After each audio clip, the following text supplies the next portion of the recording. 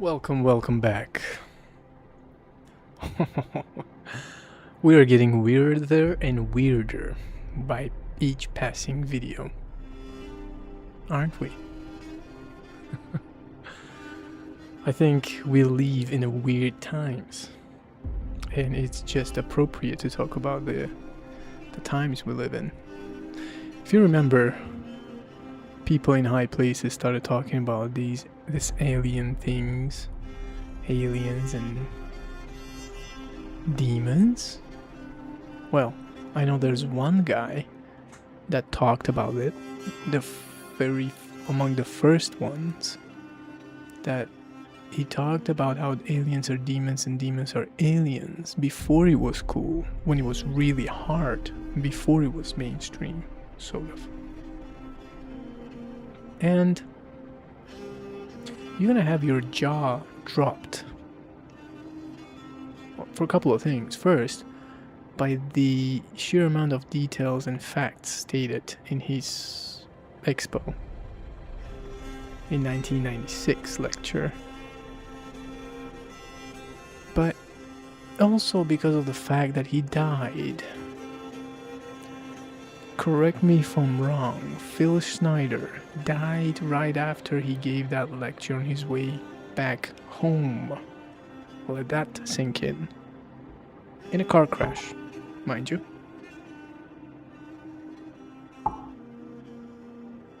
Well, that's a coincidence. Without further ado, I will leave you with Civilization 3 gameplay and Phil Schneider, 1996, talking about cool stuff before it was cool, talking about those stuff. Aliens are demons, demons are aliens. Get that in your head, okay? Let me tell you something. If you see an alien, don't conclude that evolution is true. That's non-sequential. It's non-sequential logic. Okay? You need to go back and convince yourselves that evolution theory is possible without any evidence, like it is without evidence. And I think one of my videos deals with that. I think you can find it by the title or something.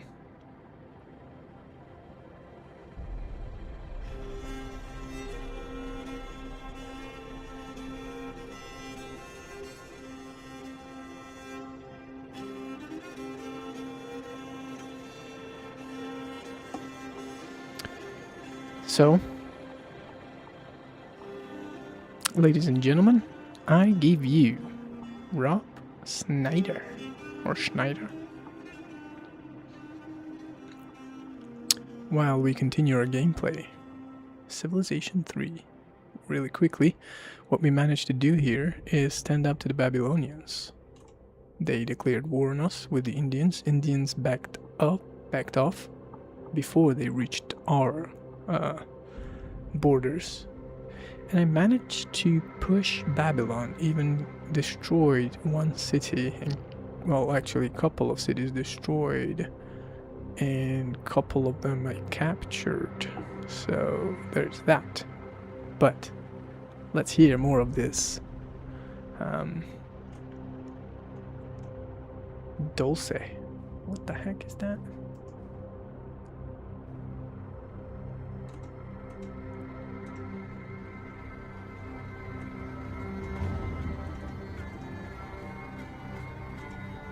Cool.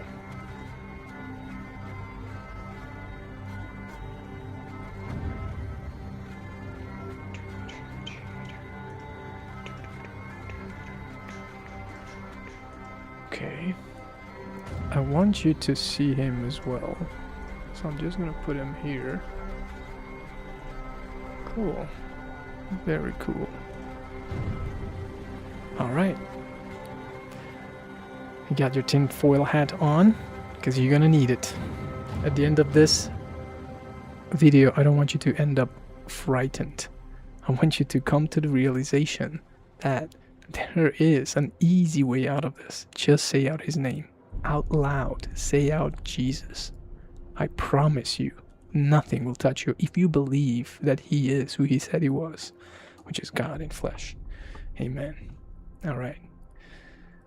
So,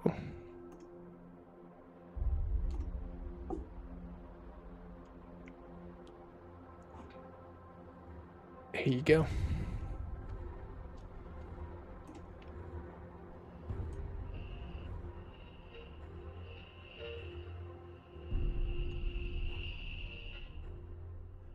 This is 1990s, 1996, I think.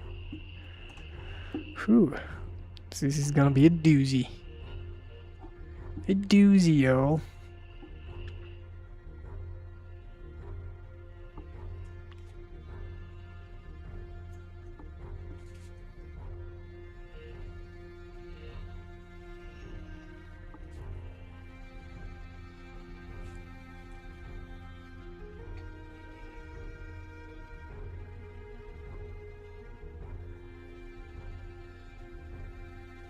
Engineer in the black projects, underground bases at areas 51, S4, and Los Alamos.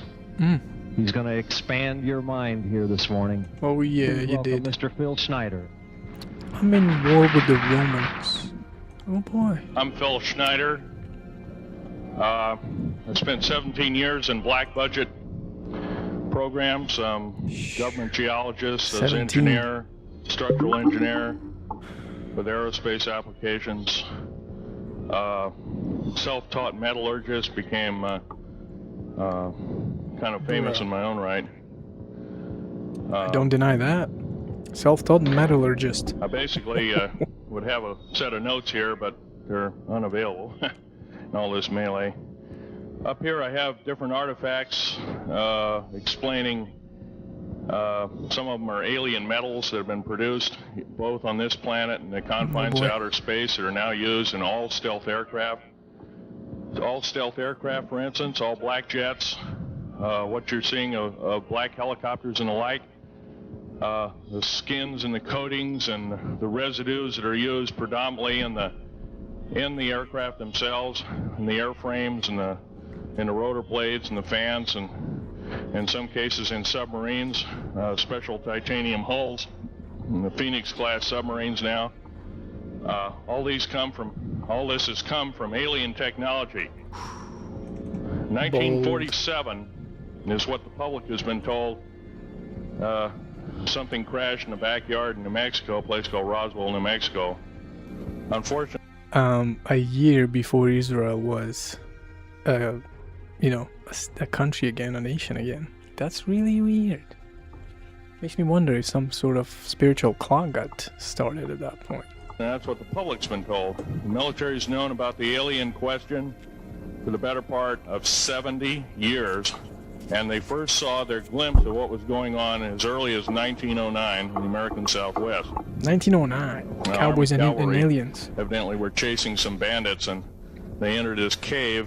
They were holed up in a cave, and what they found in there was John Carter. flying discs and little gray guys and all kinds of weird things, and they didn't know how to explain that, and they wrote them down as best they could, and it's been in secret archives ever since. And it's up down by the Truth or Consequences area of New Mexico. Well, the alien thing is more than just what I'd call a non-visible threat. We on the surface, first of all information dealing with alien or alien reproduced technology or alien reproduced vehicles or any other kinds of things well hidden from the American public. Our black budget, for instance, garners $1.023 trillion every 2 years. It's over $500 billion a year. Right now, there are 131 active deep underground military bases in the United States. There's 1,477 of them worldwide. That's each one has an specific number he gave us right there. Average cost of 17 to 19 billion dollars, Each one is built in the site. It used to be it'd take a year to 2 years to build each one, and now they're capable of building a couple of them a year with sophisticated methods.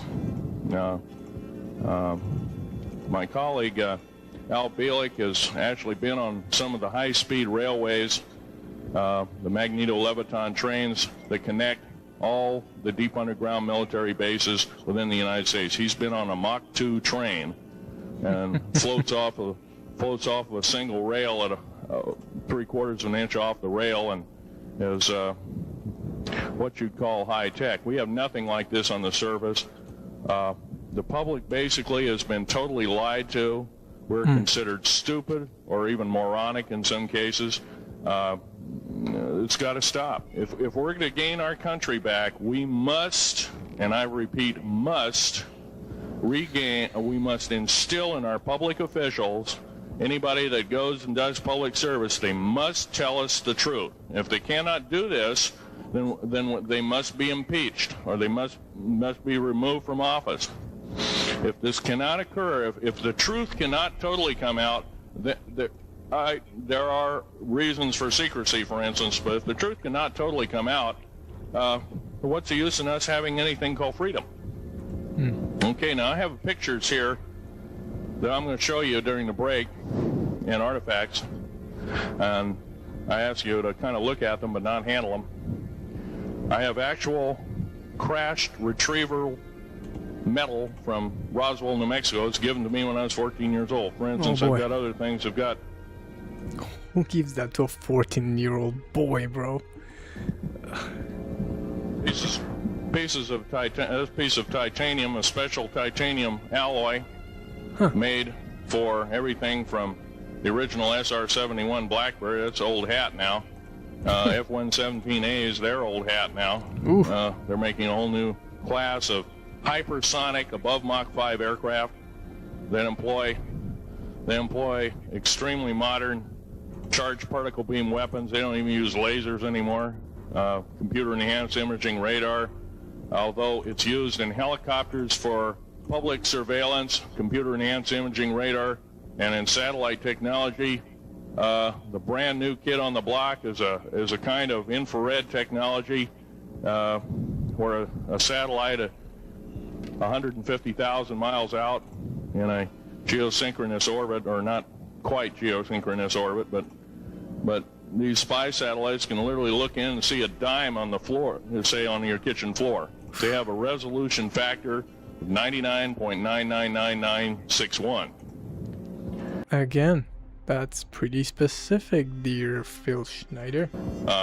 This particular piece of metal, I'm going to drop it on the floor here. It'll kind of ring like a bell. You can't break it. Withstand temperatures in excess of 7,500 degrees Fahrenheit. It has niobium in it. It also has mironite in it, element 123. Yeah, please do. It's in a non-crystalline form. This is just kind of a dripping out of the main crucible. Here's a crystalline example. It's in the scalenohedral crystalline form. We got this from the large grays technology. This is grown in the confines of outer space, which has not quite a super vacuum, but by the way, this is capable of withstanding temperatures in excess of 10,000 degrees Fahrenheit. It's great for certain parts of aircraft. Remember, the internet was not a big thing, if at all, at that time, right? So it's not like you could read somewhere and get some knowledge and claim some stuff. This guy, I think it was legit. This kind of material I work with on a daily basis. Up here we have a transparency of Groom Lake.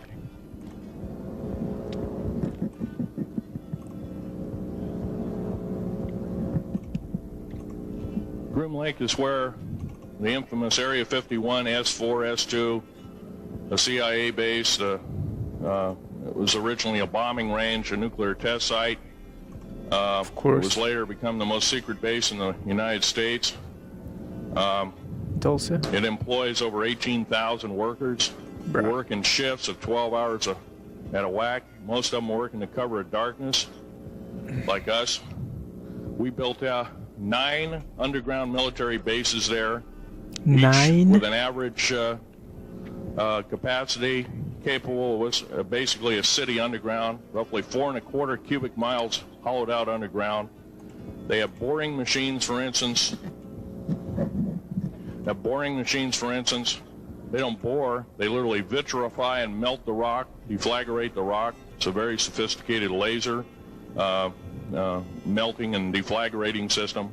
It reduces the rock to a powder and then melts the remaining rock as a coating on the inside of the base, so you don't have to use gunite cements and other kinds of things like that. That's all old hat now.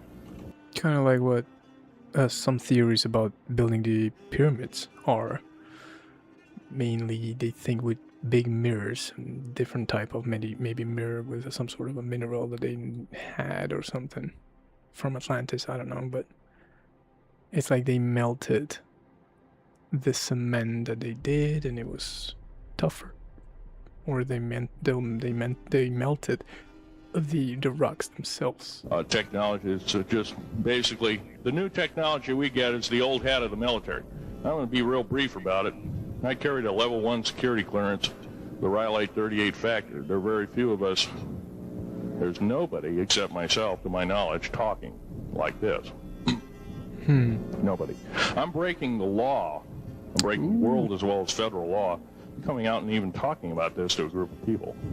I love my country more than I love my life. 2 weeks ago, I was shot in the shoulder.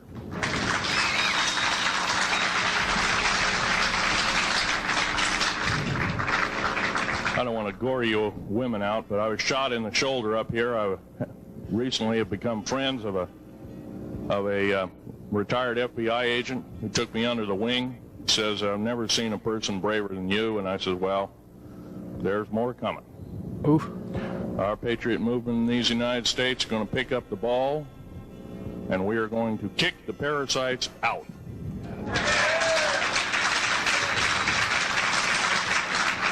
First of all, George Washington and Thomas Jefferson, a few other founding fathers, Patrick Henry to mention a few, all had visions that these United States is going to live 700 years from where they were standing, and that was somewhere around the late 1700s, early 1800s. So you can count this country. This country isn't going to go to a new world order.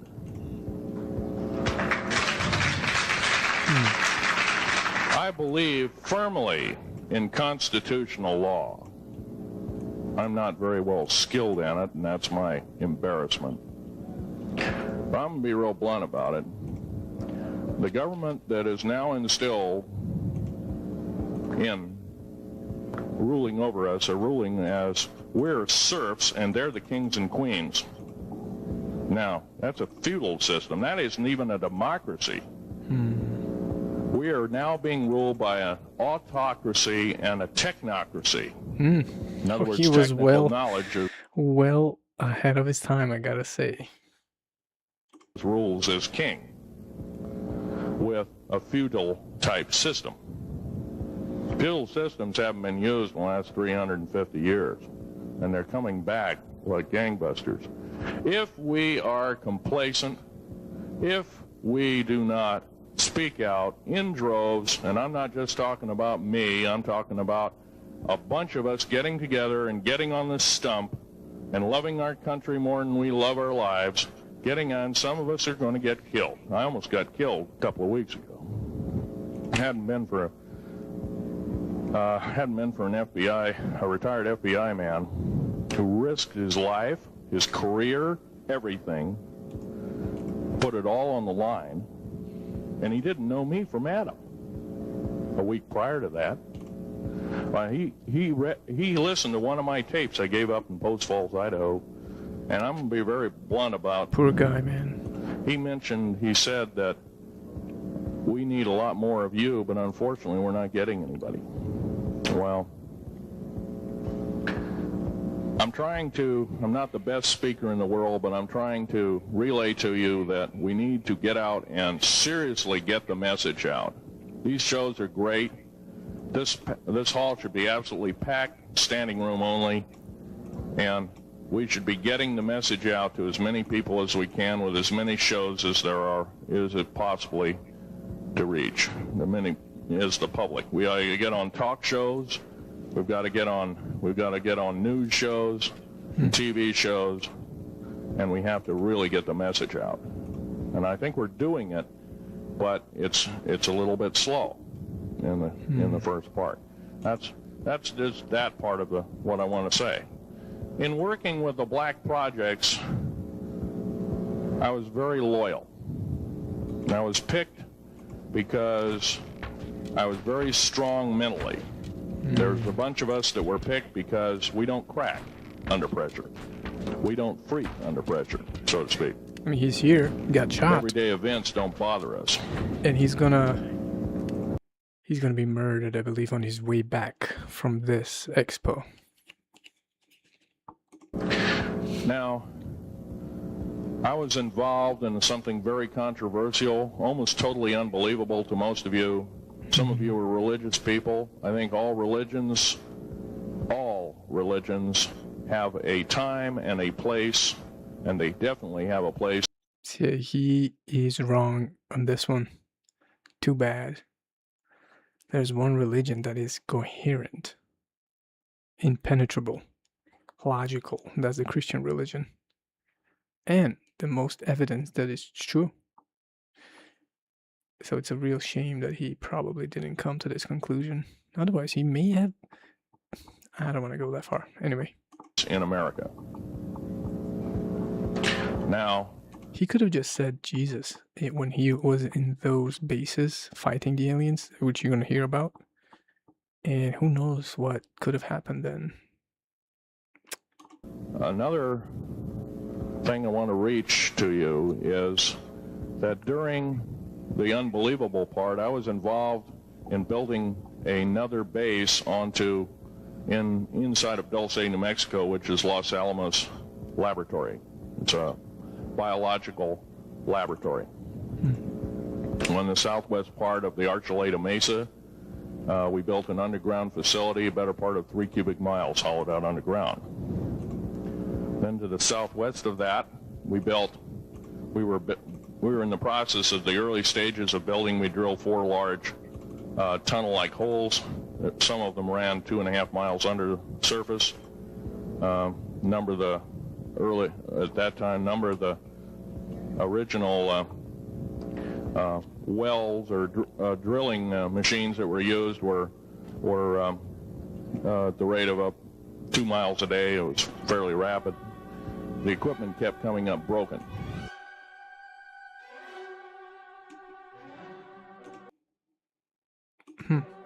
I don't know why they cut him off.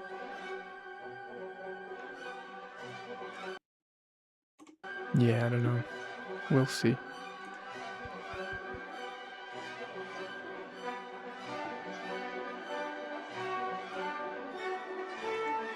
Come on, Schneider.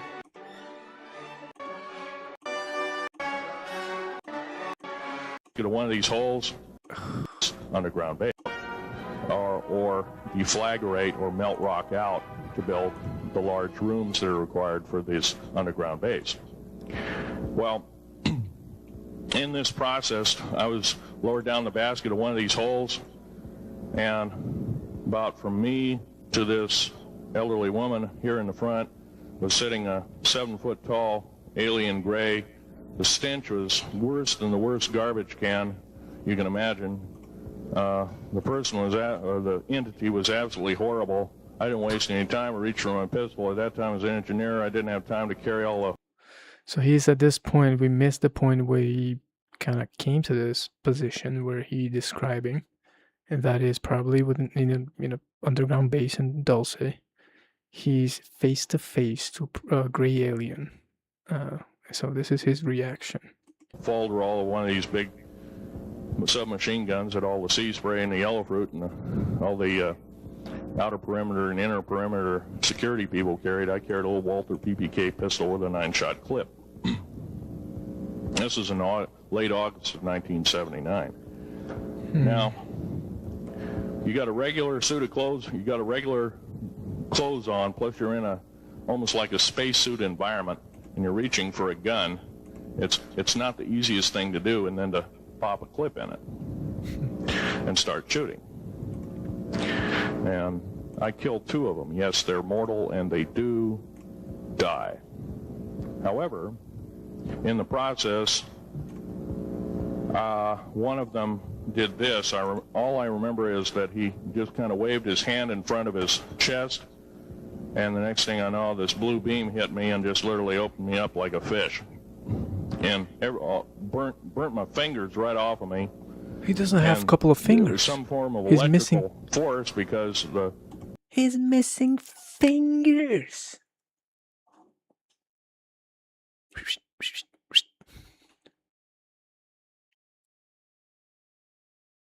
This is crazy. Kind of like being hit by a lightning bolt, burned all my toenails off of me, completely crispy crittered my left foot, burnt the shoe right off of me. All I remember was the smoking remains, and I'm still conscious, but in and out of, I didn't remember much. And there was a Green Beret that was right behind me that risked his life. In fact, he died. But he risked his life. He shoved me back in the basket and hit the button and took me up. And I wouldn't be alive talking to you today. For him. I'm forever indebted. He lost his life.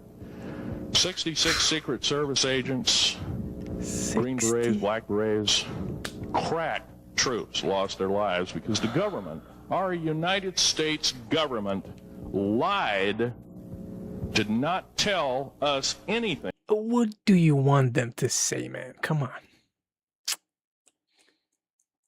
I mean, I'm not saying that he needs to be murdered, unalived, or whatever. But what do you expect the government to say to everybody? Oh, they're right under our feet. Chaos. I don't... Stop it. We believed COVID. So stop it. It's gonna be chaos. About the alien threat. There's a war underneath there, and I'm talking dead serious. It's been going on since that time. 1947. Since late August of 1979, our military, the Russian military, basically the militaries of the world, have been in constant conflict with the outer space alien. The small gray, the large gray, the reptilians, the whole thing. There are 11 distinct races of aliens. 2 are benevolent.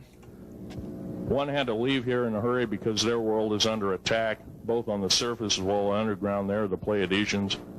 They're familiar. Maybe some of you are familiar with that. Would some of you raise your hands who've heard of Billy Meyer and some of the... Switzerland guy, the Billy Meyer. Oh, very good. Well, but... About half the group. I don't know. Some of the pictures that Billy Meyer was presenting, they found out that it was from a TV show, but just kind of different a little bit. But I don't know. Who knows? Maybe the aliens, position themselves in that way so that it will be familiar to us. I don't know. Well, Billy Meyer is one of these lucky people that they figured, well, he's kind of a simple type. We'll show him everything. Well, these are the benevolent aliens, and they've been here helping us. In fact, I have a picture. Let me reach for it here.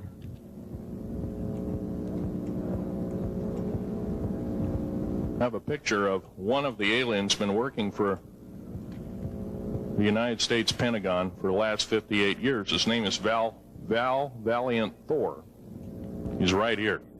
There's my father in the background. This whole place, the ready room of the USS Eldridge, Al Bielek has probably explained, or maybe even shown you this picture. There's a list of some of the notable people in it. They're all the atomic bomb scientists of the day, all the time variant experimentalists of the day, all the top physicists. He was a brave man. Of that particular day. This was in August of 1943. Now this guy has not changed one iota in 58 years. Started work, he came here, crashed here or whatever, whether he's under duress or not. He started work for our U.S. Navy, and military operations in 1937, either 37 or 38 is what I've been told. I've heard about that. For 58 years, Valiant. this man's been employed, probably under duress. If you don't do as we say, we're just going to use you for alien bait or something. I don't know. But anyway, he basically hasn't changed. He lives for 490 years, is what he says his lifespan is. Now, he was supposedly a semi-benevolent, he's a human-looking type person. He has 6 fingers and 6 toes, and he's got one... Do you know who else had 6 fingers, 6 toes? The mighty Goliath. Yep, he was a Nephilim. Yep. An offspring between a fallen angel and an earthly woman. Take that. Oversized heart, 1 lung, giant lung. His blood vessels are bigger. He's got copper oxide for blood, similar to an octopus. His brain capacity 300 centimeters greater than ours. He has a thinking capacity, IQ, if you were to... 300 centimeters. This is 20. This is 300 bigger. So he had like probably elongated skull or something. Do you know who else had elongated skull? Well, watch my previous video. Oh boy, this gets better. Measure it, be totally off the scale, be about a 1200 IQ. He speaks 100 languages. 1200 IQ? What are we, 140? Which is fluently, alien as well as others. He's a remarkable person. I had a chance to meet him one time. Now, by the way, he doesn't shake hands. He was kind of in a spacesuit because all aliens, regardless benevolent or otherwise, they're carrying germs and diseases and bacterium in and on them that are deadly to us. If I were making policy, I'd quarantine them all. Because how do we not know that some of our diseases like AIDS, Ebola, hantavirus, and a few of these other weird designer diseases, as I call them, are not made from the cadavers of some of these aliens as a biological weapon to use against the people of the United States? Well, I'm tired. I'm a tired American speaking out. This guy hadn't seen some stuff.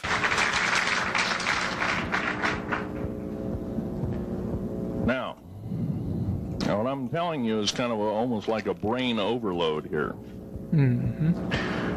Back in 1946, we set off a number, actually 4 atomic bomb tests at Bikini Atoll.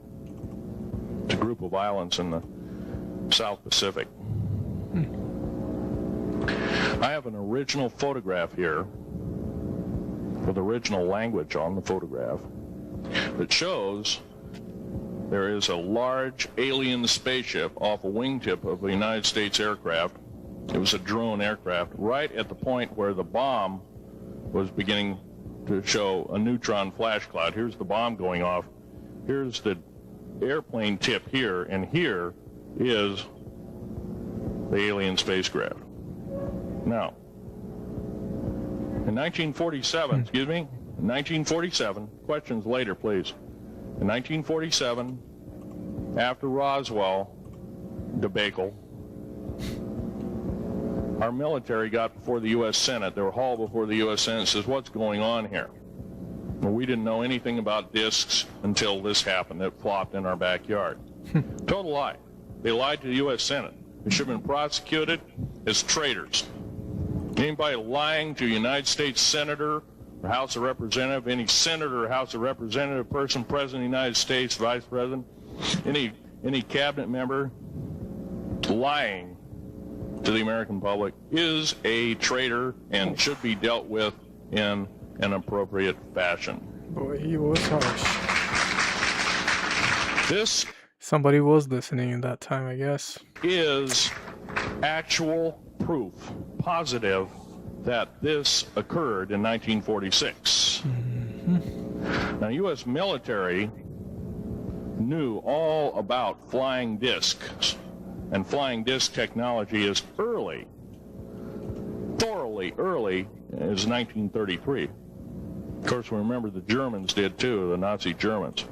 Hitler and all their bunch of people. Yep, and that's what exactly what was the name of the space agency, the guy that took from Paperclip?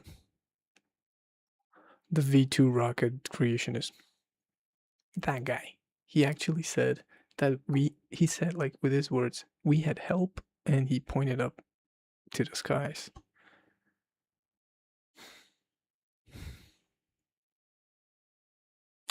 As Trey Smith would say, truth is stranger than fiction. I think he said that.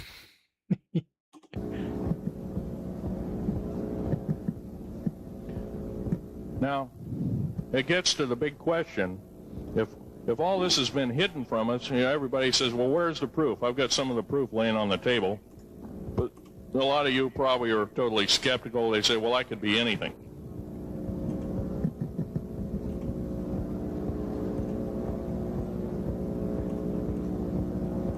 In my hand here, I have a piece of what's called corbamite. It's the heaviest element in the world. Element 140. This piece of material weighs 15 ounces. 3.5 times the weight of uranium. It cannot be made to emit gamma rays.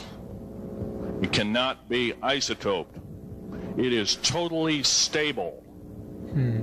It is used in all stealth aircraft and all Phoenix-class submarines. Okay. When combined with other alien elements, it is impregnable. Oof. It cannot be melted with charged particle beam weapon.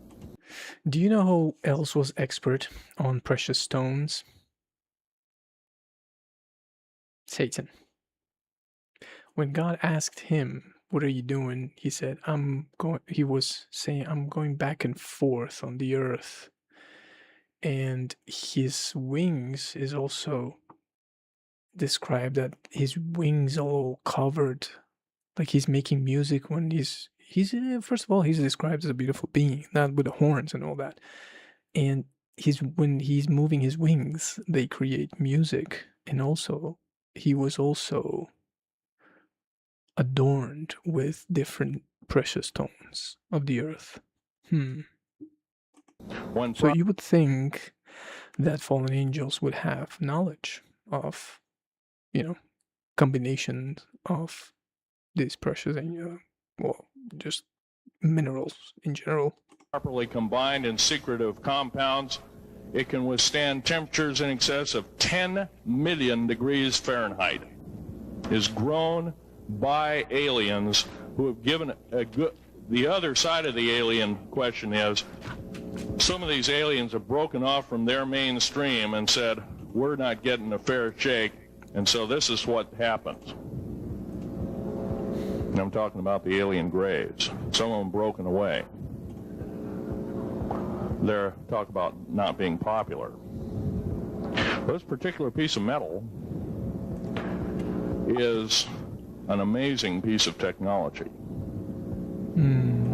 It's capable of being grown in 15 different crystal systems. Now, I'm a geologist, and prior to 15 or 20 years ago, he's a geologist, knew of only 6 crystal systems. There's actually 15 if you count all the alien metals. Now, this is only element 140. If you look at the local periodic table in your local library, it says 104. Somewhere down the line, we've been lied to, we've been cheated. What we have to do is we have to literally ask for the truth. If we cannot ask for the truth, we must demand the truth. We must take it before courts of law and common law systems, and we must demand it. Yeah, but if we cannot do this, our founding fathers told us the only thing left is to overthrow.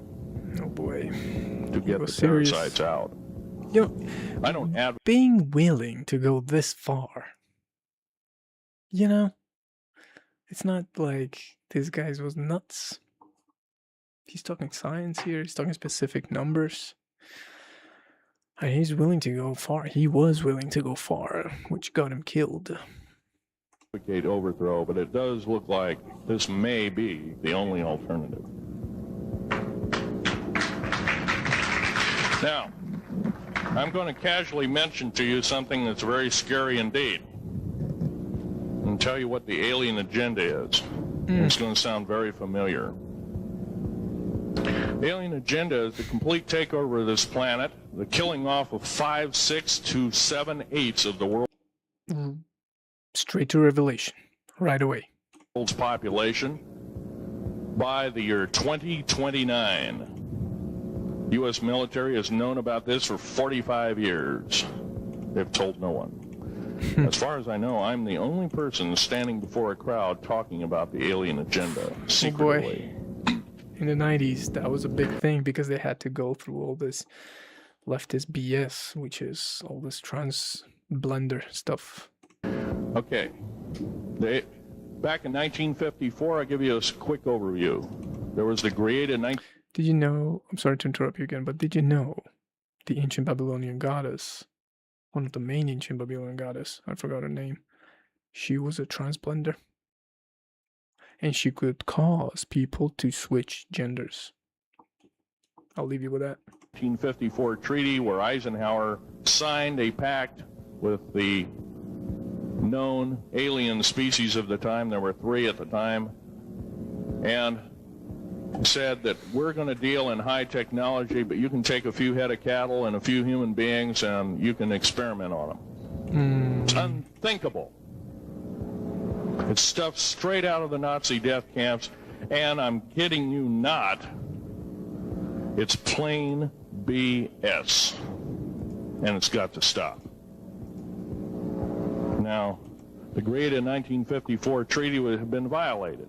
After the great firefight, the alien-human war, I am the only living survivor talking about it worldwide at all. Well, the other 2 are in nursing homes in Canada, and the Canadian government refuses to allow any U.S. people, including myself, to talk to them. Interesting. Because they are afraid of kidnapping. Probably the reason I got shot to pieces and 11 attempts on my life is I am a direct threat to the entire system. The New World Order, the alien agenda is one and the same.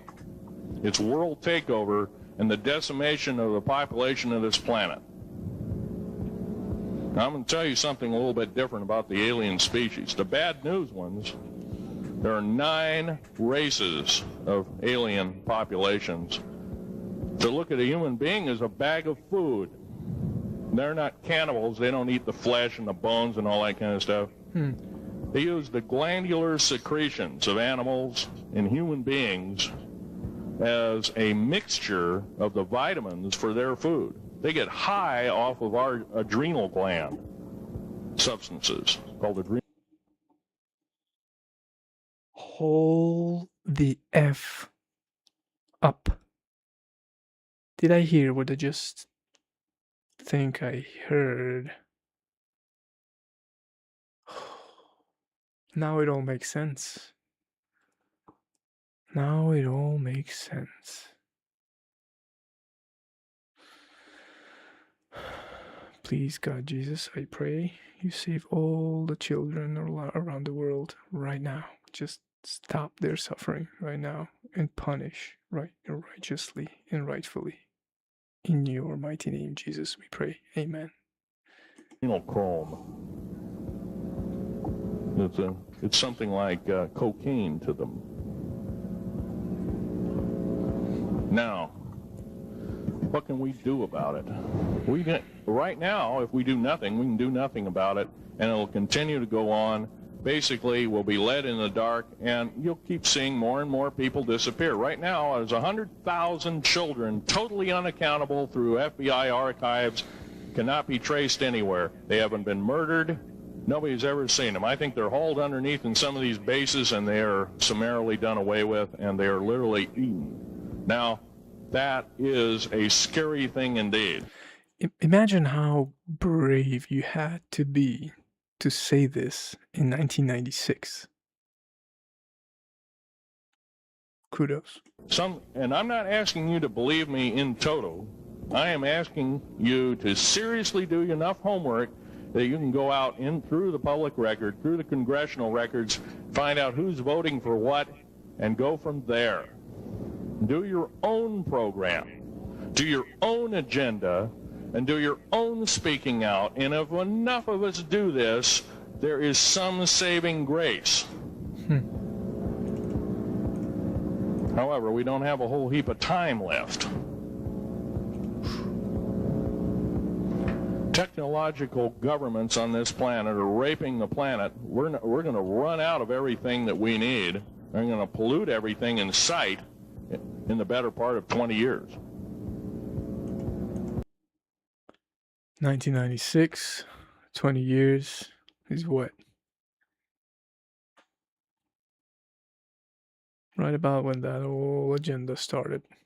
Now, I know you've heard some poppycock stories. Oh, we're going to run out of coal. We're going to run out of gasoline. We're going to run out of this, that, and the other. And 25 and 30 years ago, you heard all this hogwash. Well, don't believe it. Basically, anything you read in a paper, you should take with a grain of salt. Start reading on what is missing out of the article. Ask yourself, what's missing in this article that I should know? Maybe that's the truth. Fill in the blank spots, so to speak. White copy is only one leg of the triangle. There are two other legs, two other pieces of the puzzle. What we have to do as a group of people, concerned people at that, and this group seems to be quite that, is we have to assert ourselves in a way that we've never thought possible. Now, I'm not asking you to do what I'm doing. I'm telling you, what I'm doing is very important. Every one of you is equally important. You wouldn't be in this room otherwise. You know, all these other people out here that didn't come to the lecture, they really don't want to hear it. Yesterday I heard a fellow who says, I'm sorry to say I belong to this military organization, that militant organization. I don't believe in the alien question. There's no proof of it. And so I show him an artifact, and he says, well, that's nice, but that could be lead. Well, I happen to know this isn't lead. It scratches diamond, and it's harder than that. There's a sapphire that I found. It scratches diamond, and diamond is the hardest natural material that we know of. When we blew a mountain apart, all these sapphires fell out.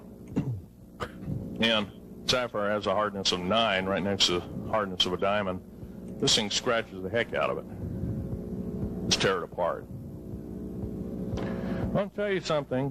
This technology is fine and dandy. At the risk of the human race, at the risk of one human life, it is totally worthless. We have to... The one beautiful thing about the United States of America is we value a human person's life. The minute... Did you see his hands? See his hand? Missing, a couple of fingers missing. Lose it, we are dead meat. It is tantamount that we get back to constitutional law, and for our officials not to believe in it or obey it. First of all, for a politician to say, well, I believe in the U.S. Constitution, but I believe in gun control. You can't be a master of two houses. It don't work. What you must do is tell that politician you are disobeying the Constitution of the United States that you're sworn to uphold, and you are in treason territory. Think about what you have said.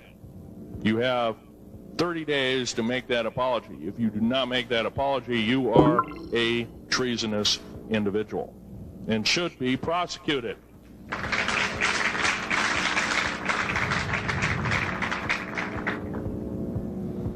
Now, there's a few other things I want to run by you, and they're kind of in rapid-fire order. Area 51 is only one base, one of the 131 bases. Of these 131 bases, I call Area 51 a mega base. It's got more than one base in it. It's Tonopah Test Range, Area 51, S2, S4, Groom Lake, and a host of others. Now, these mega bases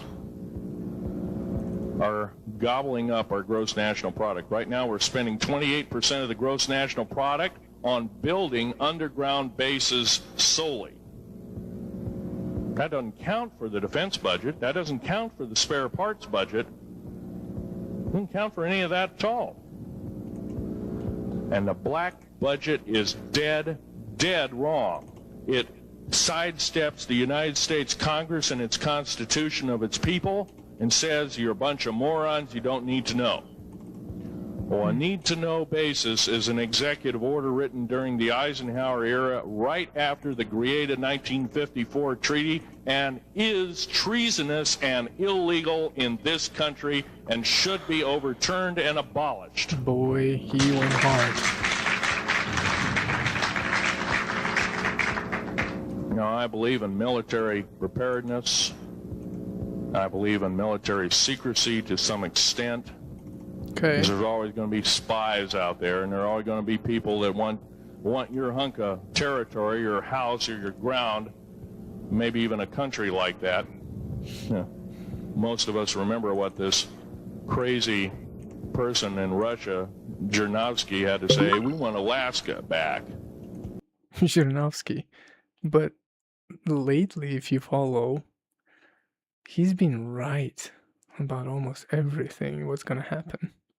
Zhirinovsky, and he said it in such a nonchalant way, like he's crazy, but he's right. I'm not saying about Alaska, but he's an interesting person, Zhirinovsky. Well, baby, you're not going to get Alaska back without a horrendous fight.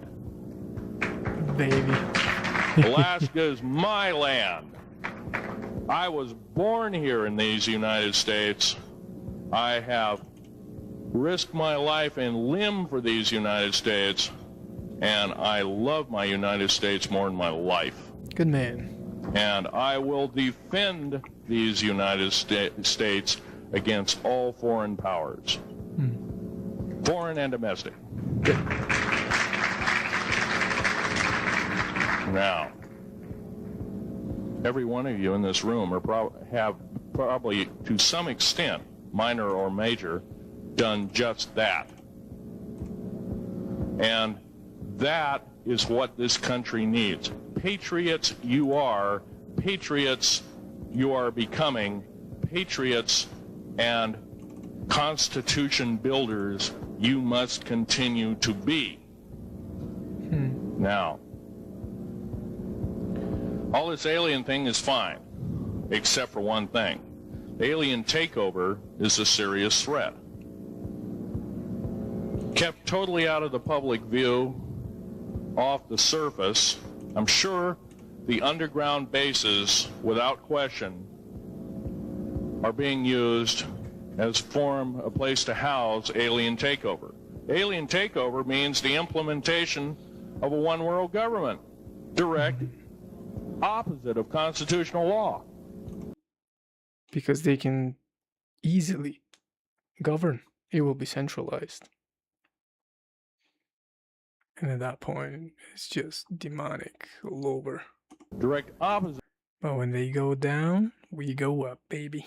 of freedom of choice, freedom of religion, other freedoms that go with it. Right to bear arms. We are the militia of the United States. Every single person who believes in the Constitution of these United States and its Bill of Rights is a militia member. Are we going to tolerate what we've heard from Ruby Ridge? Are we going to tolerate what we've heard from Waco? Are we going to tolerate that a fertilizer bomb blew 6 sub-basement floors? And I'm telling you something about sub-basement floors of a World Trade Center. They're 29 feet thick each with 7 kinds of rebar reinforcement. The only weapon capable of doing such destruction and melting the concrete and extruding the rebar and the I-beam steel up to 6 feet in length longer than it originally was and melting the ends of it is a nuclear weapon. Now, the people they have in custody as fall guys may have been able to produce weapons and bombs and kill rabbis in New York, but I hate to tell you this, they did not have anything to do whatsoever with the World Trade Center bombing. Oof. The only thing used was a construction nuclear weapon. It was housed at Mather Air Force Base, the only place such things are kept. Incidentally, about Mather Air Force Base in Oklahoma City, Mather Air Force Base trucks were seen 2 weeks before the Alfred P. Murrah building got blown to pieces. Strange. I don't believe in coincidences. They're non sequitur. They cannot be proven mathematically, etc., etc. So they don't exist. However, Oklahoma City bombing, a fertilizer and a fuel oil bomb. Give me a break, folks. You can blow that one by my ears, but I'm not a dummy, and neither are you. Neither is anybody in this room. We've been lied to, and the lies have got to stop, and they must stop immediately. If our public officials cannot tell us the truth, then they cease to be public officials, and they are automatically guilty of treasonous acts and should be tried and convicted, and if necessary, in jail, whether it be house arrest or otherwise, before they can do any more damage.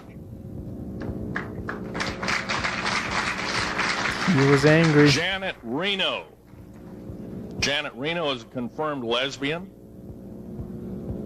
She got out in front of public TV and said so. Janet Reno cheated her way through law school. It's provable. It's on the congressional record. It's also in question. It's on the law school that she graduated from. Her record is not spotless. There are thousands, there are tens of thousands of fine police women that could have done an exemplary job in a similar aspect.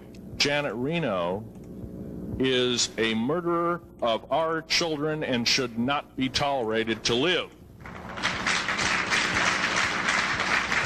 Those that murder children, those that abuse children, those that sexually abused children should not suffer to live. These people were called crazy conspiracy theorists and everything downstream, everything ugly. We're 2026 now. So what do you make of it? They were right. If he is right about the children, what he's saying now, from hindsight 2026, now we know he's right. Was he right about the other stuff, about the underground things that he's explaining? The CS gas that was poured in onto the Waco complex of Mr. Koresh. CS, by the way, stands for cesium. Cesium is an atomic element. It's an isotope. It's a radioactive compound. It is deadly to people under the age of 10. Take one breath and their lungs are singed and they die in 72 hours or less. They poured that gas continuously for 48 hours on that compound. No, I don't believe in a lot of things. I don't believe anybody is that wicked that you have to kill them 100-fold over after they're dead. But this is the mentality of the people now ruling as kings and queens over us, and it must stop. 1996. If we allow another election to go by with the same ilk in the White House, we have only ourselves to blame. Now, this room isn't going to change the outcome of an election. I personally believe, I don't believe there's going to be another election. I believe martial law is going to hit this country before that happens, the way things are going. Because we refuse to stand up, we refuse to literally get out and risk our lives in talking. Now, some of us got jobs and families and great responsibilities, greater than I have. And I agree, that's tough. It's very hard. I cannot sympathize with you because I'm not in your situation. If I have a young family, I have an ex-wife and child. Defense Intelligence Agency goons tried to kidnap my daughter not too long ago. My ex-wife, being working in the state government services in Oregon, picked up her .22 handgun, shoved it in the back of the neck of this one person. Give me my daughter back. If I don't, I pull the trigger. Gave the daughter back. Good choice. Now, the remark that my ex-wife had to say to this individual was, if I ever see you again in any way, shape, or form, I will kill you on sight. You're an abuser of children, therefore I suffer to you that you should not live. By the way, she threatened a federal agent. She should be in jail, blah, blah, blah. Nothing like that's happened. These people don't want publicity. I shot a federal agent 16 days ago. Shot him dead when I was bleeding to death with a shoulder wound that he'd shot me. He had shot at a retired FBI agent who theoretically carries the same covering as a Secret Service agent. Got protection forever. He's a cop forever, federal cop forever. Now, interesting. That doesn't mean a whole lot. I made a report and went to the FBI. You realize, you know what they said? They said, things like this happen, Mr. Schneider. We don't either believe you, I'm using that as my own italics, or we don't give a damn. Dang. Now, something's wrong here. I'm not reading this right. I defended myself to the best of my ability. Okay. I was hoping I could go through life without doing such a thing. And maybe some of you have actually defended your own life in a similar fashion. It's very sad you have to shoot or kill somebody. Maybe some of you were police officers and have had to do the same. And I don't know if you ever kill a human being, you're never the same as a person who never has killed a human being. It is with you for the rest of your days. Whether you do it in war, whether you do it in murder, whether you do it in self-defense, you have taken one of God's holy creations off this planet. And there is a void there. Yep. And I feel that, and I'm very sorry for that. But I had to defend myself. Otherwise, I wouldn't be here. My message must continue. I'm doing it on my own money. And I'll continue to do it. As long as it takes. As long as I've got to live. I've got cancer. I'm dying. The radioactive substance that I got hit with in 1979, late August of 79, it's a similar form of aplastic anemia. It affects your blood and your bones. My bones are extremely brittle right now. Bro. No cure. The government never told me about that, by the way. Now, crazy. To sum up everything in this talk, there's going to be a few questions. I'll answer as many as I can for the next speaker. However, I want to sum up and say that every one of you in this room is a participant in secret things, and you're very brave indeed, and you should all turn around to one another and shake each other's hand and say thank you for being here. Would you please do that and greet your neighbor?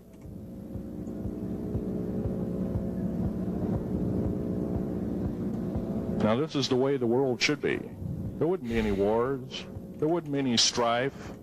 Or if there was, it could be settled in a peaceable manner in a handshake. And that's the original American way. And I believe that way is still there, however remote. How relevant. How relevant. How relevant. I haven't heard this in a while, and I forgot about the other things that he was saying and how relevant that is today.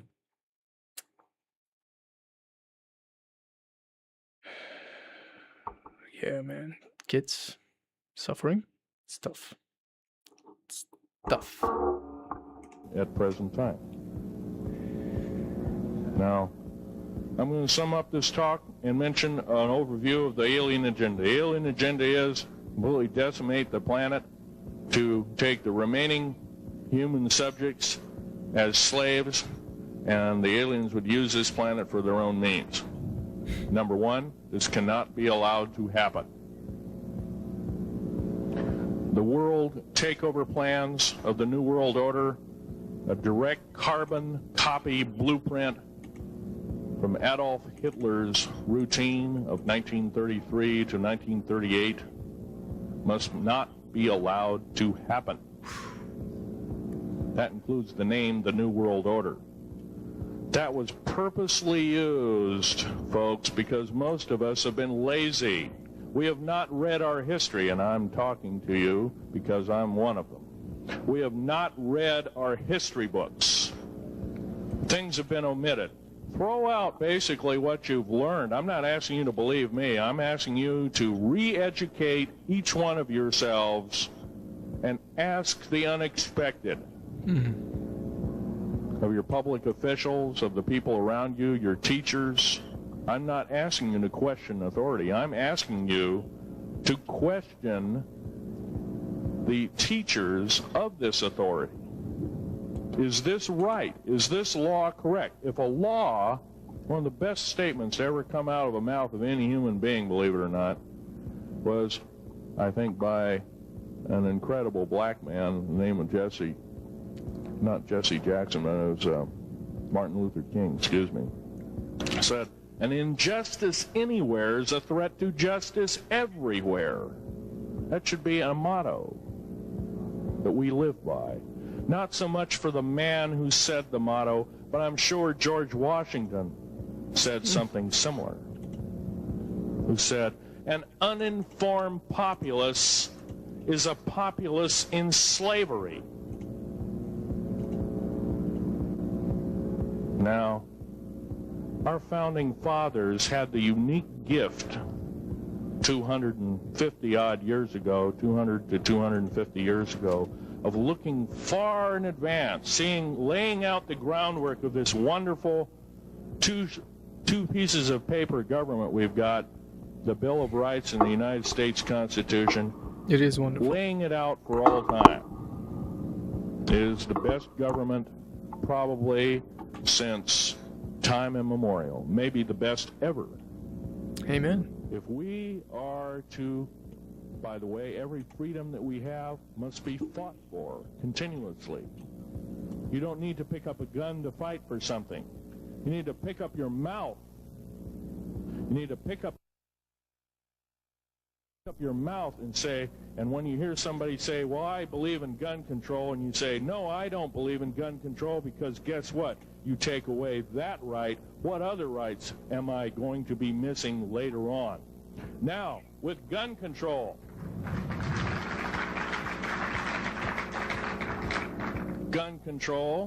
there's a certain few people, generally a 1% to 2% minority of people, that are totally irresponsible, criminal, use a gun improperly, etc., etc.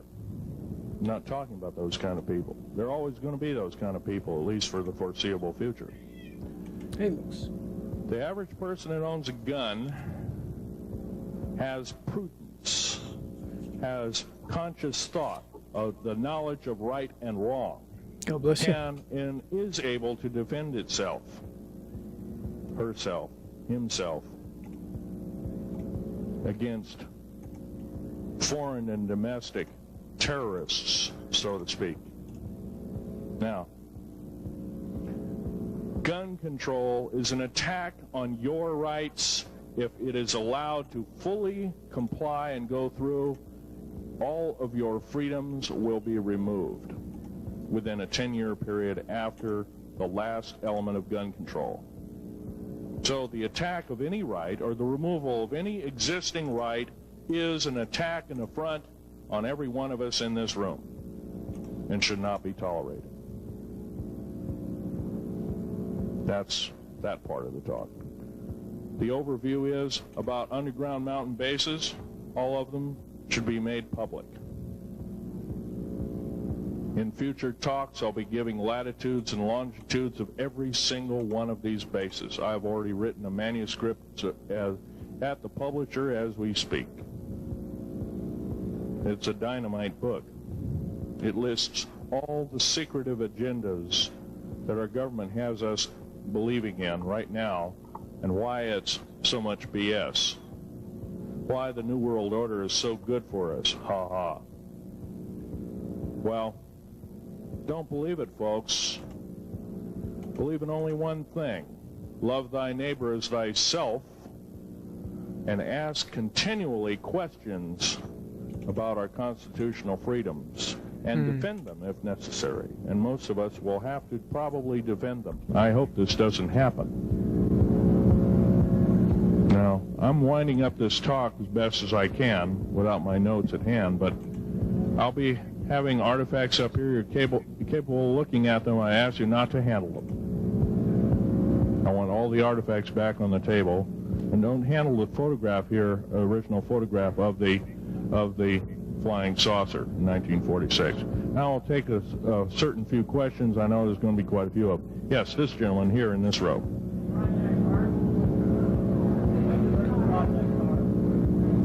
I've heard of Project HARP. I don't really know that much. It's designed to electrify the ionosphere, and they will be able to map all the underground bases. There was a crash of a Air Force plane up in Alaska last week, and AWAC plane.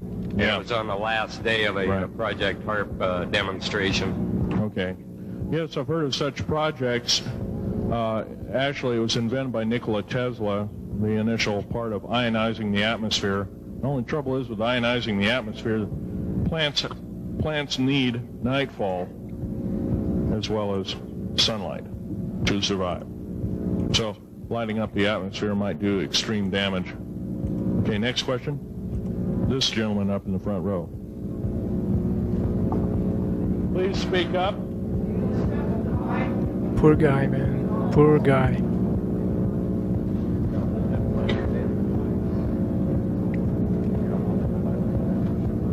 Thank you for taking the question. My question I'd like to ask is this. If the aliens have a 1,200 IQ, can speak all these languages, and are so powerful, what prevents them from just taking over? Well, it's a good question. Basically, they have taken over. All that's left is a bunch of screaming, a bunch of us that have been very complacent. Half of the 131 deep underground military bases are basic cities for them. Right underneath our feet is a macabre sight indeed. You can bet your bottom dollar they've already basically won the war. However, they're being an alien species. We are an alien species to them, and our germs have a tendency to kill them. They're also a dying race, and they're in far worse condition than anybody with the worst case of terminal cancer. They are in need of us to some degree.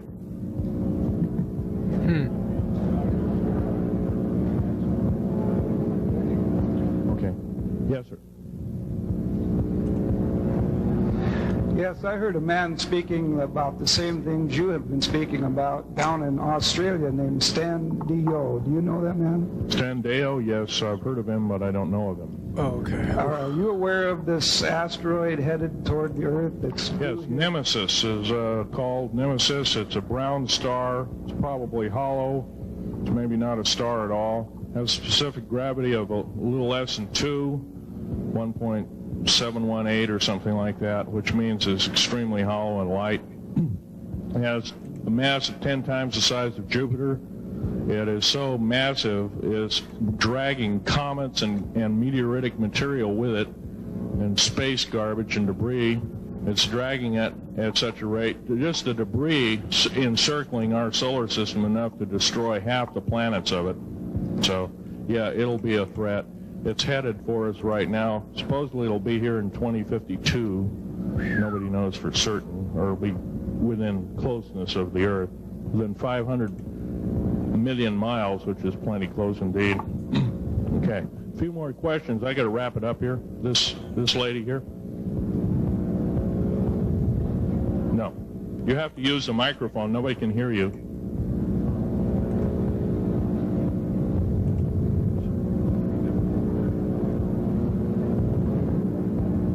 Do you correlate the foreign forces with the Soviets?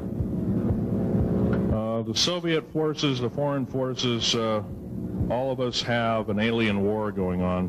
The Red Chinese right now are getting it in full brunt. The Russians are shooting down per province. There are about 9 provinces in their motherland. They're shooting down at the rate of 50 of these saucers per month and ships. They're heaping piles of them in outer Mongolia, mountains of them. They just tow them out there and let them sit out there. Yeah. Will you please use the microphone? Nobody can hear you. Does the alien agenda dictate the agenda of the world globalists right now, the people that want world government? That's a good question. They do in total and entirety. They may even be in charge. And are some of our high-level officials, perhaps from the president on down, are they aware of this? Yes, they are. They're all aware of it. Thank you. Yes, ma'am. What is the name of your book and when will it be out? Well, I have several names of the book. Basically, I'm calling myself Government Secrets Revealed. Government Secrets Revealed, and please don't handle a picture. I've asked, please, not to. You look at the artifacts, but don't handle them. Okay. And the Government Secrets Revealed should be out within 2 to 3 weeks at the outset. Yes, sir. Where can you get this book? Where will it be out? I'll have it in a brochure. I can't tell you right now. Yes, sir. The person behind you, and then the person behind that, and that'll be the... Okay, Phil, I want to say thank you, and God bless you for what you're doing. It takes a big man like you to do it, man. Thank you. What I wanted to emphasize here, I'll make it real quick, is that what can we as humanoids do to... We're not humanoids, we're humans. Humans, all right. Well, anyway, what can we do to stop this? By doing exactly what we're doing right now. I mean, Gathering, listening, and what I'm doing, getting out in the public and talking about it. Okay, I don't fear ridicule. If someone wants to call me a brand X nut, well, I can't reach that person. I'm sorry for him. Yeah. I'm well aware of what's going on with Area 51, and I know that we're capable of going into the future right now and coming back. Please use the microphone, or is the microphone going dead down there? Can you hear me? Yeah. Okay. I'm well aware that our country is capable of going into the future right now and coming back through the Please technology. make this short. What is your question, sir? How far can we go into knowing what's happening with the aliens in Area 51? How far can we get into the knowledge of this? We're already full-fledged into the knowledge of this right now. How far can we go? We can go a lot further. We have to defeat the alien threat. Otherwise, we have no chance at all. There won't be a new world order either. Okay, well, thank you very much. Let's take this last gentleman here. Did the United States government intentionally enter into an agreement with the aliens back in 1940? 1954. 1954. Yes, they intentionally. They knew full well what their capacity was. They intentionally did so, supposedly on the premise that they were buying time to get arranged, and this wasn't true. This was a lie dished out to the public and the people in the know at the time. All the MJ members, et cetera, et cetera. It did buy time, but at a great cost. As I'm speaking, rather, about 6 million to 7 million human beings have been slaughtered by the aliens at the present time, unaccounted for. And of course, there's 1,000 lies to say where they went or where they didn't go. Okay. I'm telling you right now that the lies and innuendo not only have to stop, if we don't believe in them anymore, they're going to stop, guaranteed. One final question. The so-called ascension movement. Know nothing of it. I don't mix. You know nothing of it. Nothing of it. Okay. Thanks.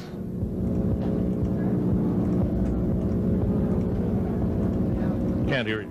Cannot hear you.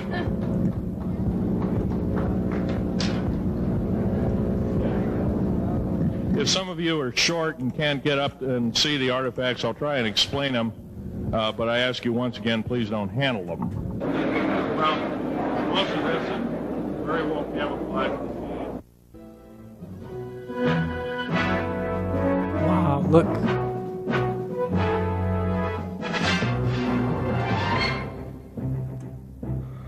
So many people around him, they didn't want to leave. They just want to keep asking him questions. For some reason, the part where he explains the alien is Well, I want to say thank you. And God bless you was for what missing. you're doing. It takes a big man like you to do it, man. Thank you. Hold on, did you catch that? The text. Phil Schneider was found dead in his home in Portland, Oregon. His death notice appeared in the '96 Oregon newspaper. Oh, brother.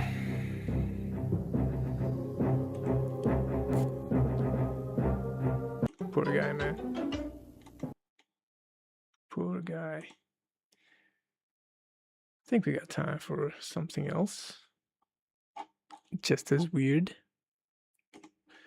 Because we're weird. You're in the right place.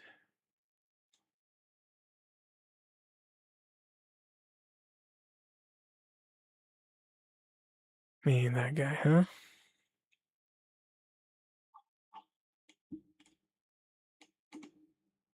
Crazy. Crazy world.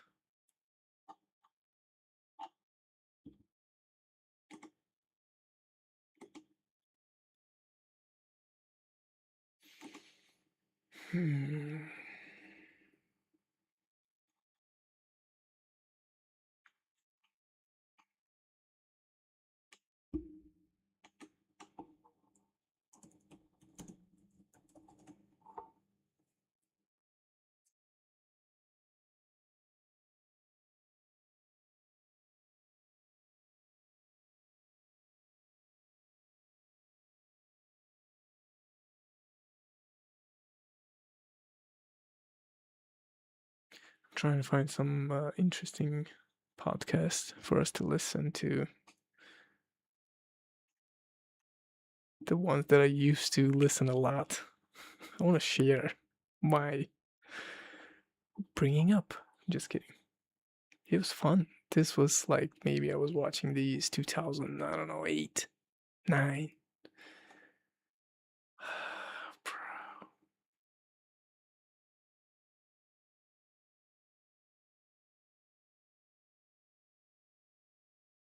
Oh, the alien interrogation. You remember that video that circles around that like a dark and this big headed gray alien was moving, and this is well before AI or anything. Don't even go there. But this is gonna be fun. Let's go. 2 hours. We will try and divine what we are able to from Victor about the mysterious Area 51, about the alien. And we will divine what we can from Sean Morton about the status of Area 51. All right, look, first of all, you've got to remember a lot of people in my audience do not have computers, have not seen the photographs. Okay. So as best you are able, please describe the 2 photographs that we now have. All right, very specifically, the photographs that were released exclusively at first to your website through Rocket Video are of 2 minutes and 55 seconds of a piece of video that appears to show 2 men, one in a military uniform and another one in civilian clothes, sitting with their backs to the camera, with the camera looking through a pane of glass, very much like you would have in any sort of interrogation room. Let me try and find it for you. At the end of a relatively long table, you see a creature. This creature seems to, the table comes up to about the middle of its chest. The creature seems to be relatively small, probably about, I would say about 3.5 feet tall.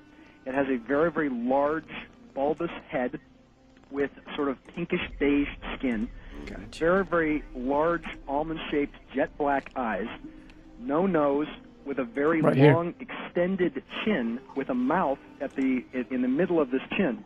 Now, it seems to be wearing a grayish tunic of some kind that comes up to the top of the neck.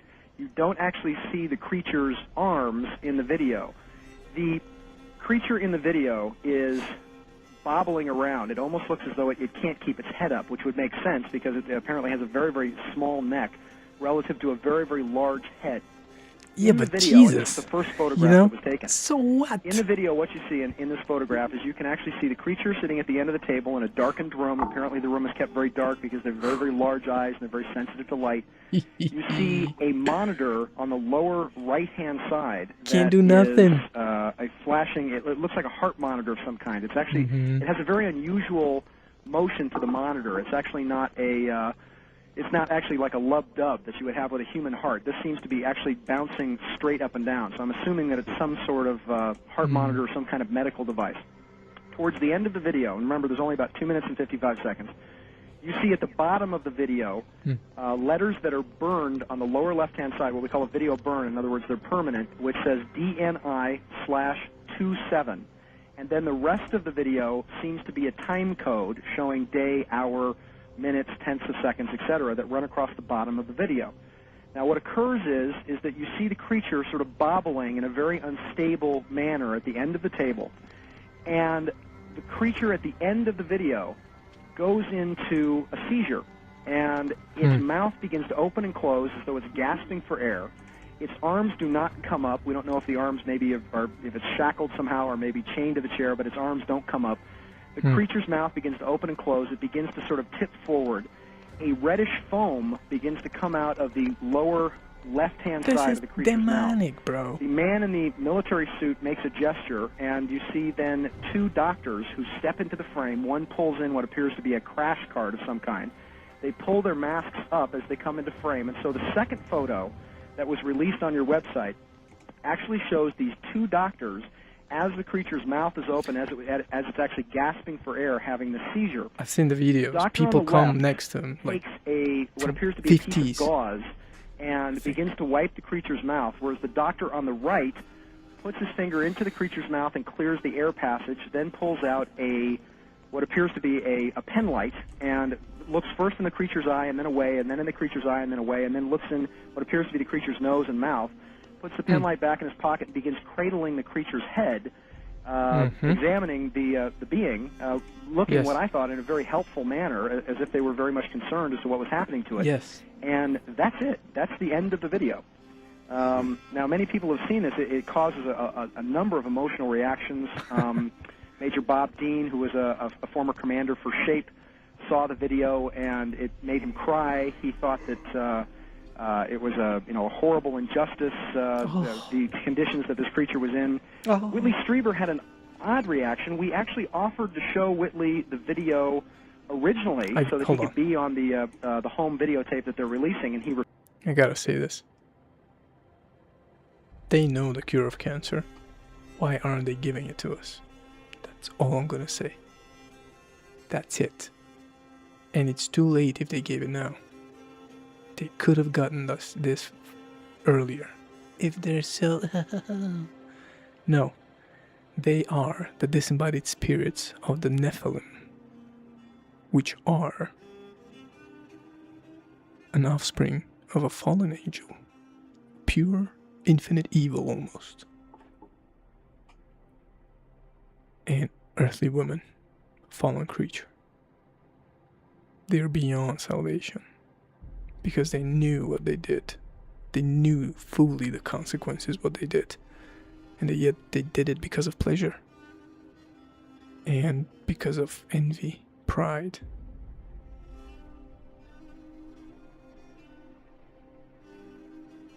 Don't assume evolution is true if you see alien. It's non-sequential. That's all I'm gonna say. Let's go back.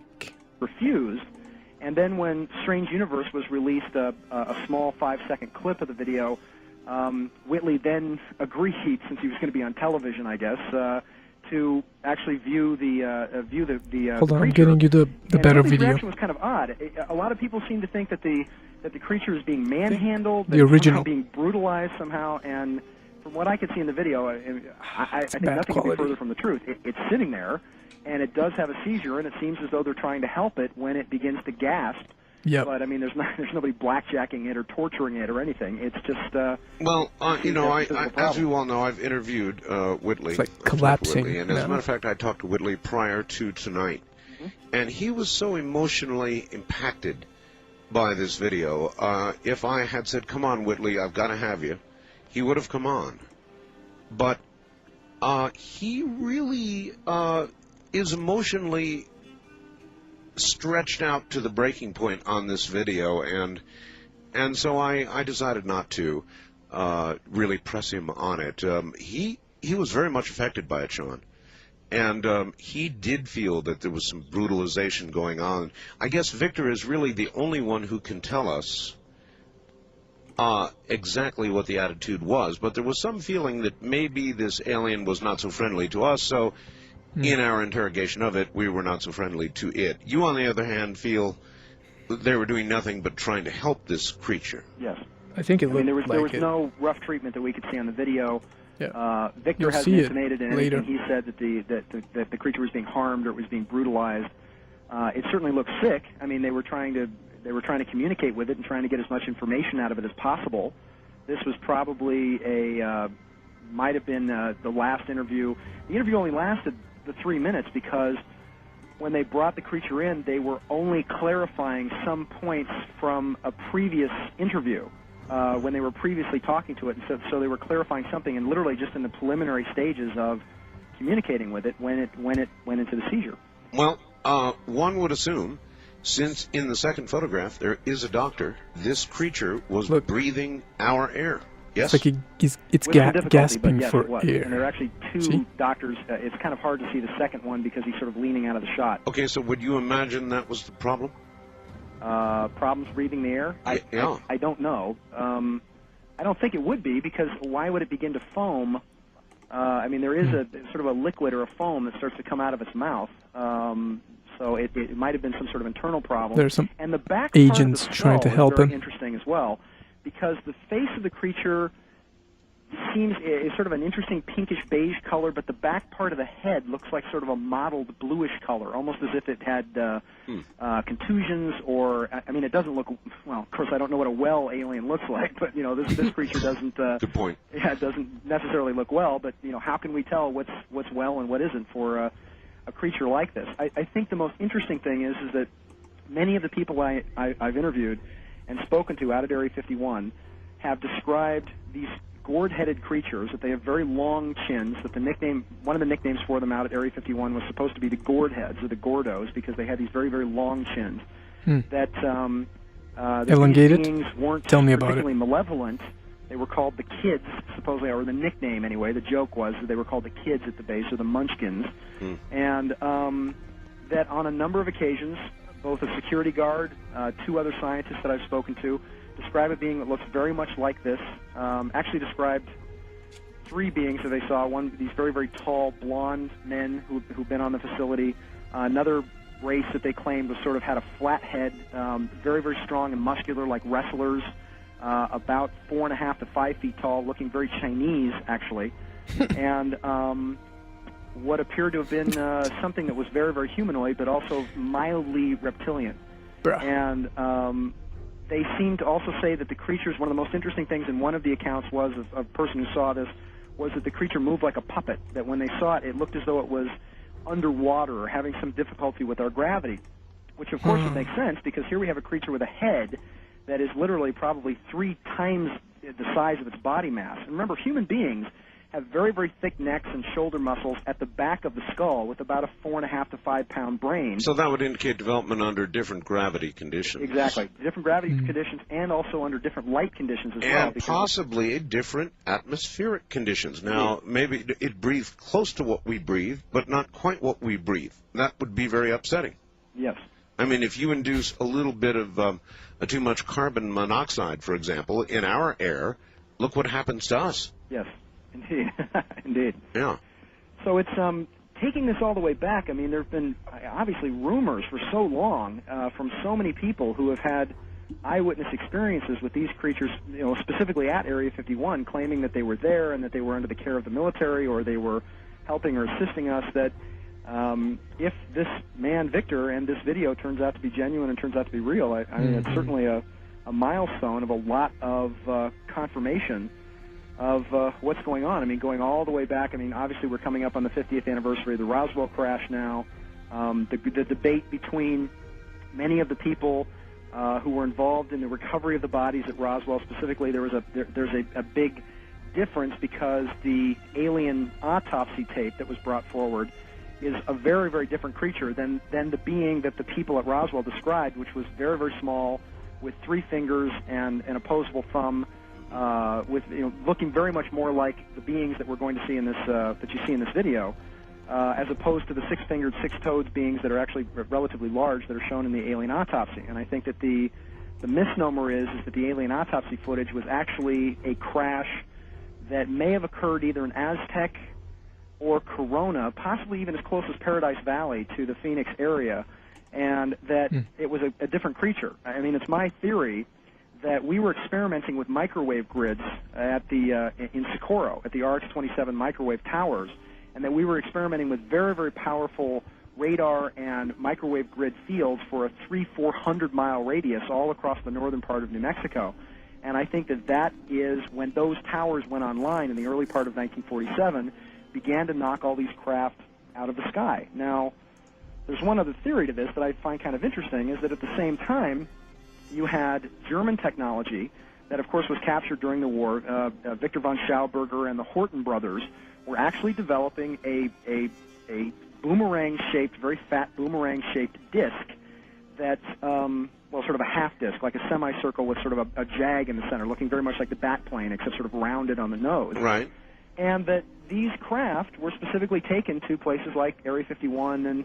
All right. I want to ask a question. Would you cite the STS-48 video as proof of the kind of technology you're talking about right now? Because clearly there seems to be in the STS-48 video something that comes up from Earth, seems to intercept an object, and that object then immediately changes course and takes off like a bat out of hell away from Earth. Absolutely. And actually in that same video, that's not even the most, I mean, you sort of miss it, sort of like a magician, because you see the most spectacular thing coming up out of the atmosphere and then juking to the right. But there's another saucer in the lower left-hand corner. There's other video from STS-48 that also shows what appears to be a whole Star Wars operation, complete with buoys and saucers, moving and docking maneuvers. I mean, it's all over the place. Well, I've got one little jump on you. Earlier today, Richard Hoagland came to visit me, and with him he brought the STS-80 video, and I've got that now. And it shows some things, and I'm not going to give it away because Richard has more research to do, but it makes the STS-48 video look like kid stuff. I can imagine. All right, look, quickly. Area 51. I'm adjacent to it. There's a magazine article that says Area 51 has moved. Where do you think they got this? Could it be real? Well, originally when I was going out there, beginning in 1991, and when I was doing my research between 91 and late 93, and in May of 1991, I found the sort of the beginning of the end for Area 51. I found a hilltop that actually looked down on the facility, which then brought, you know, all the international world media out there to climb up this hill and look down the throat of the base. It was late 93 that we'd been going out there, and it was December of 93 when we finally gave up, because we'd been going out there for about 4 months on Wednesday nights, on alternate nights, literally camping out there, and really hadn't seen anything. And we're talking about the things we saw during the day is we saw the stealth fighter, and we saw some unusual designs of planes and things going very, very quickly. But in late 1993 was when they moved the flying saucer technology out. I mean, the Papoose Lake hangars have been completely destroyed and dismantled, and the 9 craft that Bob Lazar was working on were, I think, specifically moved to Tucson, and I think 4 of them were moved to Tucson, and 3 of them were actually moved to a place called Patuxent River, Maryland, which is outside of Washington, D.C. So they haven't had saucer testing going on at Area 51 since late 1993, and all these media. And then it seemed as though the minute the curtain went down and they moved all of the really secret stuff someplace else, the gate went up and the media jumped all over it. That's when you had Larry King and Montel Williams and everybody else jumped on it. So it was like Ollie Ollie Oxenfree, come on down. And the minute there was nothing to see, and people were calling me saying, "Oh, take us out there," and I was saying no because there's nothing to see. Now, where are the saucers at? Very interestingly, is that in 1990, and remember they'd moved, I think, a lot of those saucers there into Area 51 in probably about 87, between 87 and 89. In 1990, there was a man named George Hansen who took a video on top of the Tropicana Hotel in downtown Las Vegas of a fleet of 5 to 8 diamond-shaped craft that were maneuvering in an amazing way. Oh, I've seen it. Directly over McCarran Airport. Yep. Well, tell me, Art, if you don't think that those ships that George Hansen took, those triangular craft, don't look exactly like the ships that parked themselves over Phoenix and Prescott, Arizona, about a month ago. They do. There's no question about it. So, again, because we have almost Phoenix no more time Lights, to the top of the hour, I guess. is Area 51 still there? Oh, of course. It's still there. It's got probably anywhere from 3,500 to almost 6,000 people. It's still got a 6-mile runway. It's still a major research and development site. Is the article that appeared, what, in Popular Mechanics? Popular Mechanics, right. Is that disinformation? It is and it isn't, because they're talking about Area 6413, which is up in White Sands. And White Sands has always been a missile testing range. And what they've moved is they've moved the new space shuttle program up to 6413, which is specifically the X-33 and the very cheap maneuverable $1 million rockets that can go. We've got photographs of those on the website. We do have Victor, I believe, on the line. These photographs come to us courtesy of a video allegedly smuggled from Area 51 by the man I think you're about to hear from, Victor. Now, let us first discern whether we have Sean here. Sean? I'm here, boss. Okay. Here we go, I think. Let's see if we've got Victor on the line. Victor, are you there? I'm here. Welcome to the program, Victor. Yes, I think it's fair to say at this moment I'm incensed. This snafu with the telephone numbers. Can I ask you who is at your studio at this time? Well, I'm here. And other... Yourself? No, my wife is... My wife is here, of course. I do my broadcast from home, Victor, and other than myself and my wife, there's nobody. Well, I would just, at this moment, I believe that 45 minutes from now I will have finished my last public pronouncement, because this business with Jeff and the phone numbers is not part of the agreement. Well, Victor, it was just a problem because somebody wrote a 7 instead of a 1. That's it was just a simple mistake. All right. So we're sorry. Yeah, we are sorry, and it was just a simple mistake is exactly correct. Victor... Don't understand what happened there. Who was that second voice? I'm sorry, this is Sean Morton. How are you, sir? Oh, Mr. Morton. Nice to talk to you. Yes. If you can, Victor, we would like to both probably ask you some questions if we can. Obviously, if you can't answer a question, you let us know, and we'll back away. By the way, Mr. Morton. Yes, sir. John Morton. Yes. I have come into possession of your Delphi Associate newsletter dated April 11th, 1997, and I have to say this is how misinformation proliferates.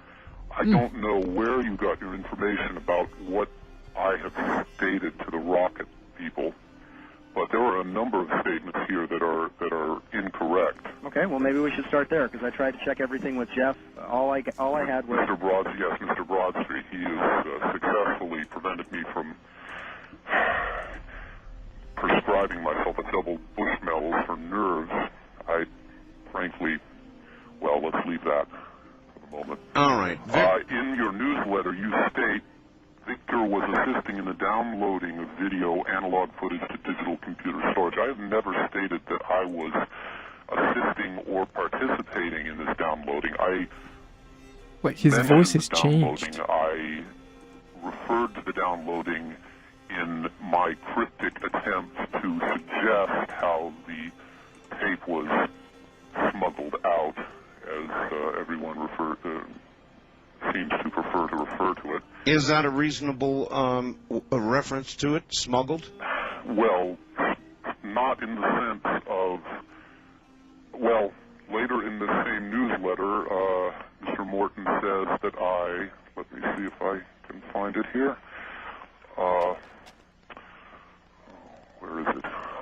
Victor? Oh, yes, and an opportunity came where he was left unwatched and unsupervised for a scant few moments, which allowed him to make a quick VHS copy of footage he was viewing, and somehow managed to smuggle it off the base in a bag with some other equipment. Now, I've never made a statement like this. It's a charming scene for a science fiction movie, but frankly, a VHS tape has never come onto or been taken off of the S4. All right, Victor, this is Art Bell. Listen, let's not concentrate on what he's got wrong. Let's concentrate on what really did happen. All right. Okay? So, first of all, how did you get this tape? Can you say that? I cannot say specifically how I came. This is the guy that got the tape. I have stated that you see right now. With the Rocket people, which by the way was in September of last year, I was under the impression that I would be through with my contractual obligations to them by Christmas. But that's neither here nor there.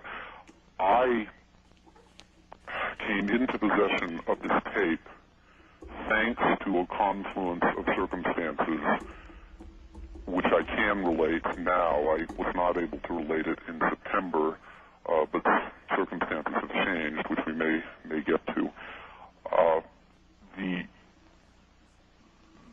The linchpin of the possibility that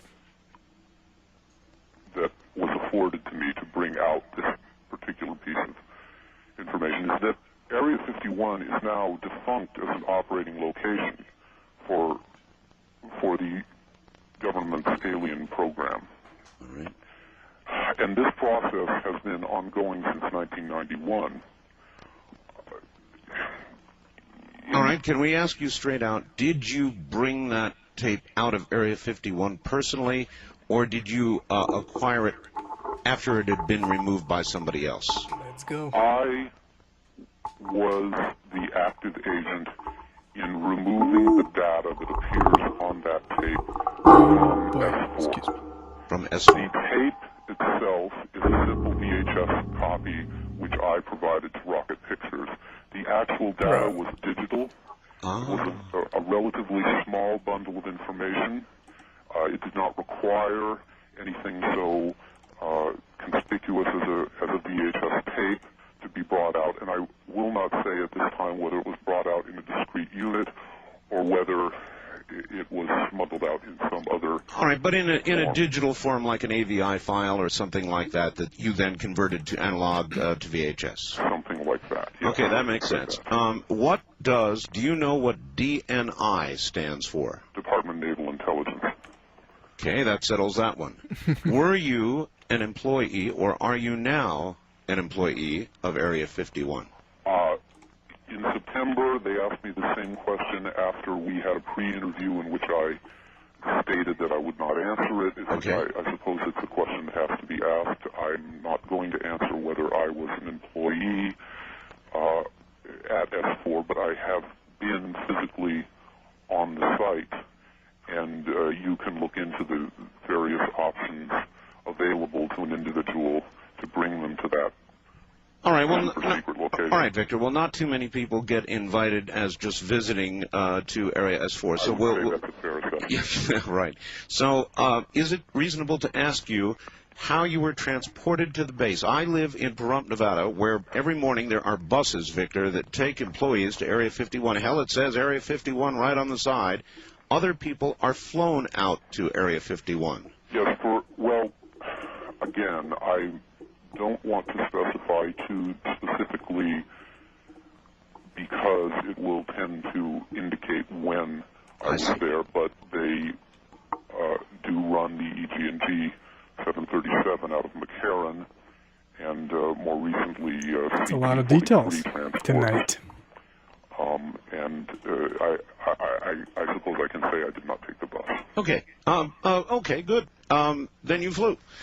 So next question is, how long had that alien, do you know, been on the base before they filmed that segment of which you have a portion?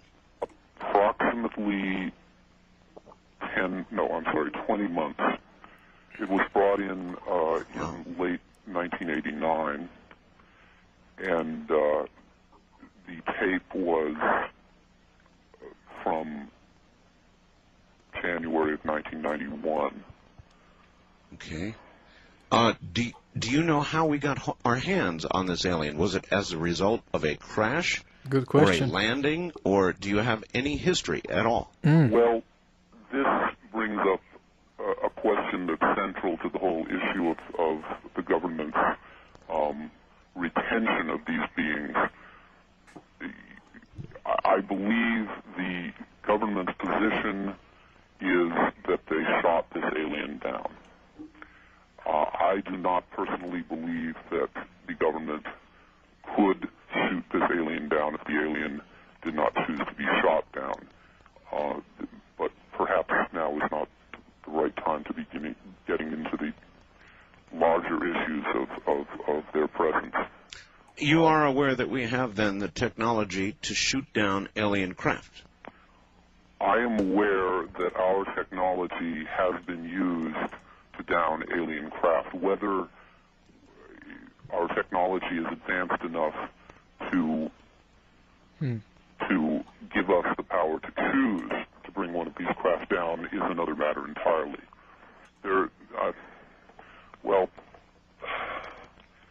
All right, Victor, there were a lot of people who viewed the video. Some, on Strange Universe, they saw just a very few seconds of it.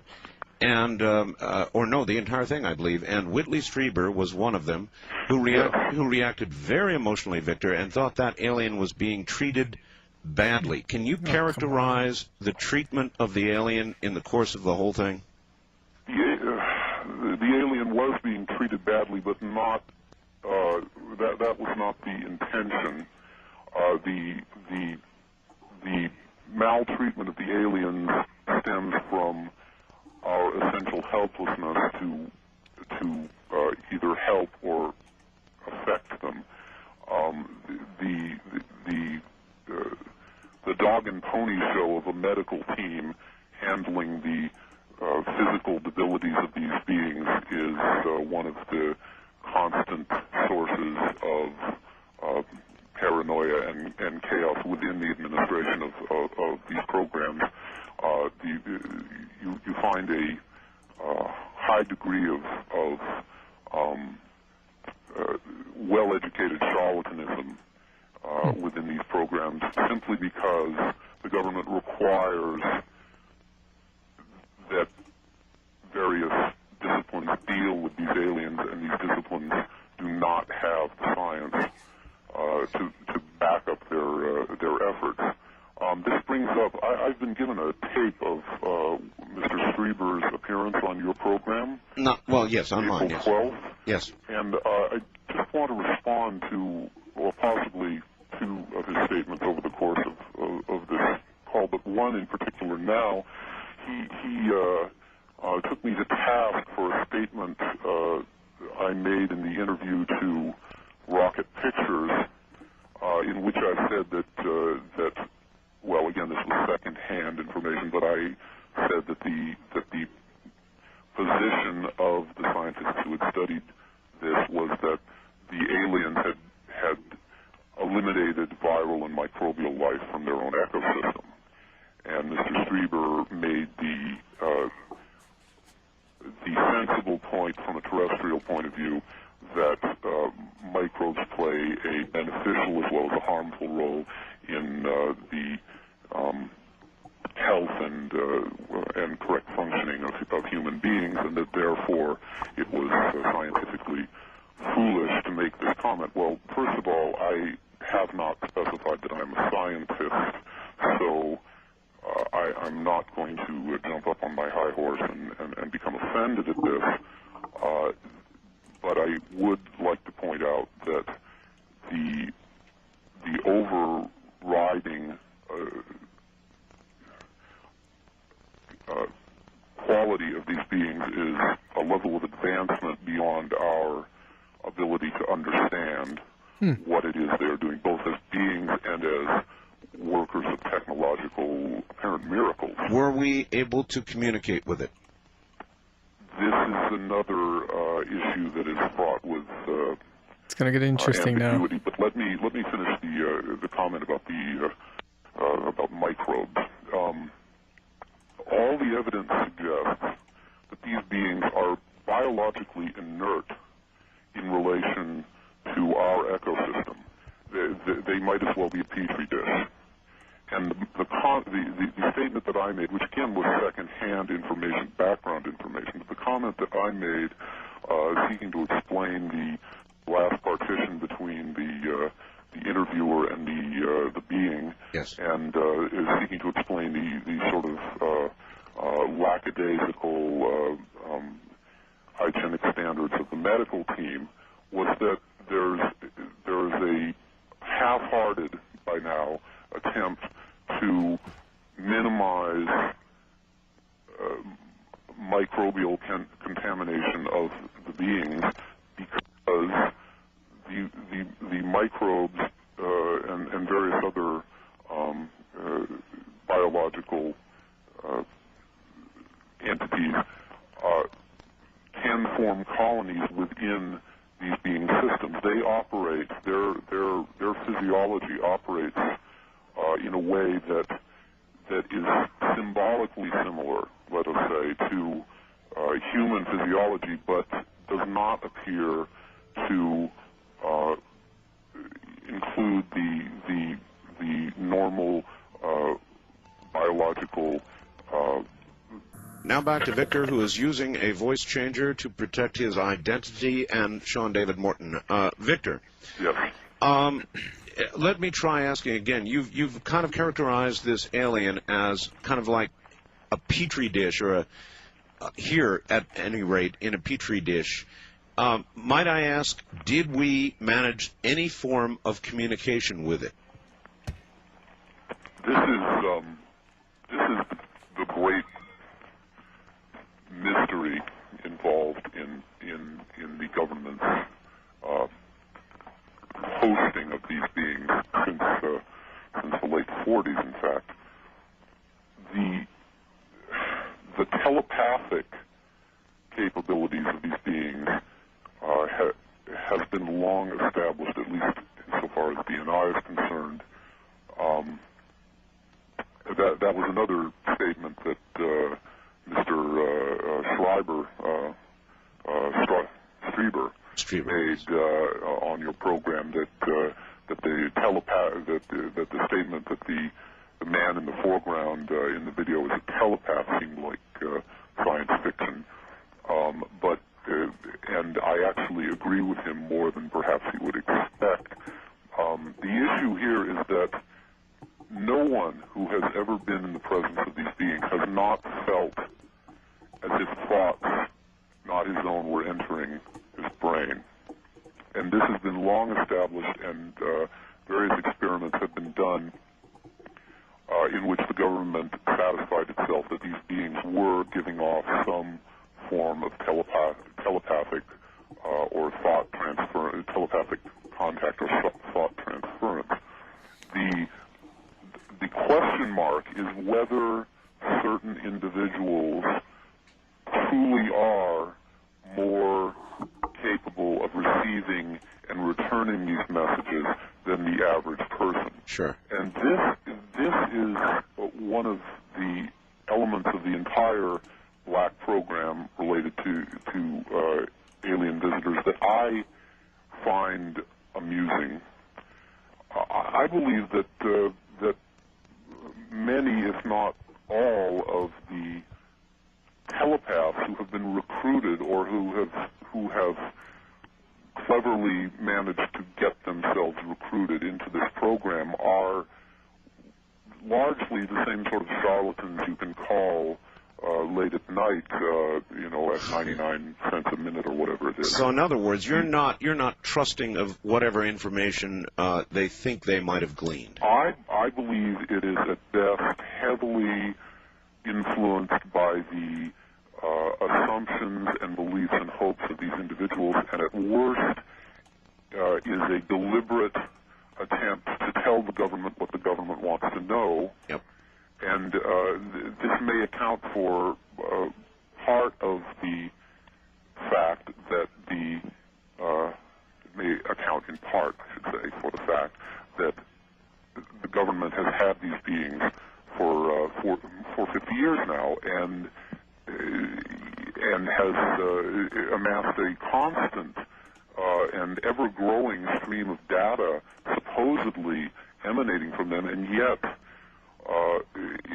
is incapable of consistently using this technology or entering into effective relations with these beings. So you're saying we really have not effectively communicated with them? There has been no vocal communication? The aliens do not speak. What about hand signs or other methods of communication that would tell us these are sentient beings and not robotic in nature? That's a very astute question. The telepathy and the technology which they so clearly possess are the only signs of their sentience. As for their gestures, well, yes, they have on occasion used gestures such as stop or come here, that mimic signs that I suppose they have seen among the human personnel that they've encountered, and the civilians, by the way.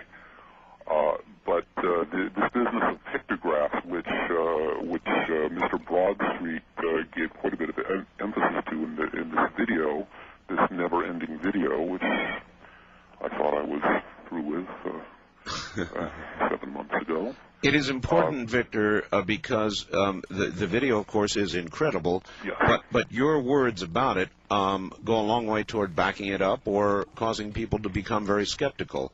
May I ask you, Victor, why the room was kept so dark? Is it because of the large eyes and the sensitivity to light? This is the official explanation for the darkness of the room. But you'll note that the alien himself is bathed in light. It's the room that's dark. And I frankly don't have an adequate explanation for this. All right, the alien in the second photograph with the doctor present, whose face, I understand, has been erased. I'm sorry? With the doctor present in the second... Who told you his face had been erased? Well, it looks as though it has been... I'm sorry, which figure are you referring to?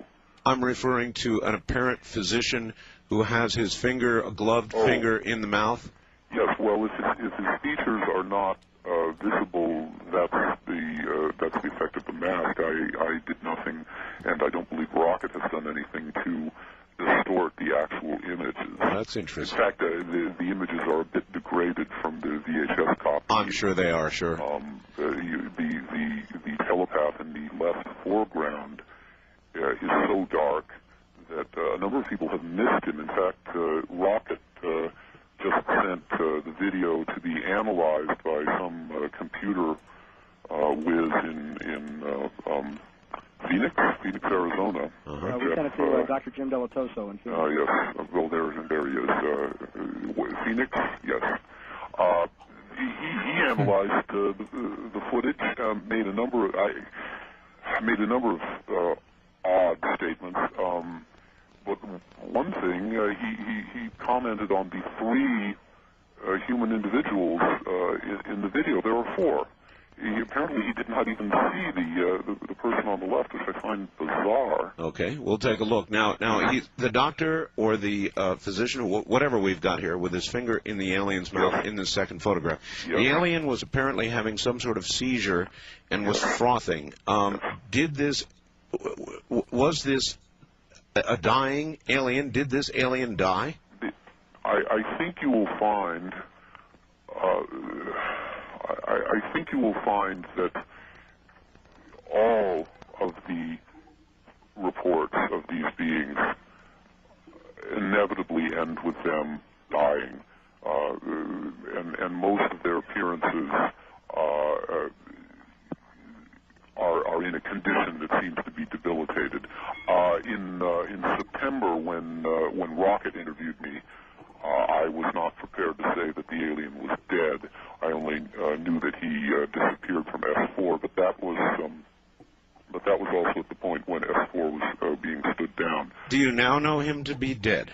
I now believe very strongly that the alien is dead.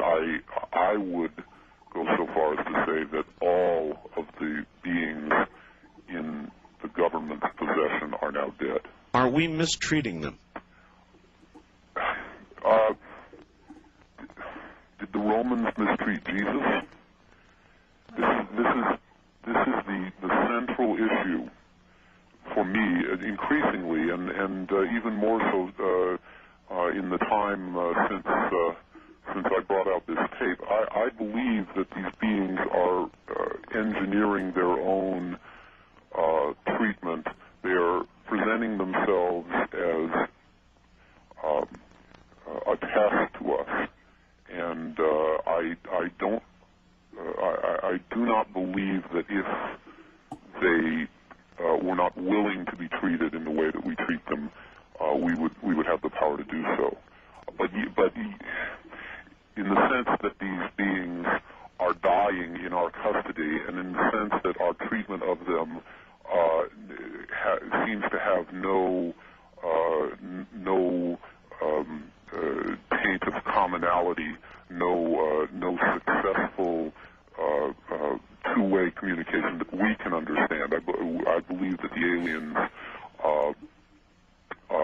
understand us better than we understand them, and I believe that the statements they make or appear to make are calibrated to some purpose of their own, which is not clearly understood by us. Okay, well, that brings me to the next question. That is, with whatever has been divined, is there anything you're fairly sure you can tell us about what they're all about, where they're from, and what their agenda is? In other words, what they want, why they're here, that sort of thing. Is there anything that seems clear in any one of those areas to you? Clear, no.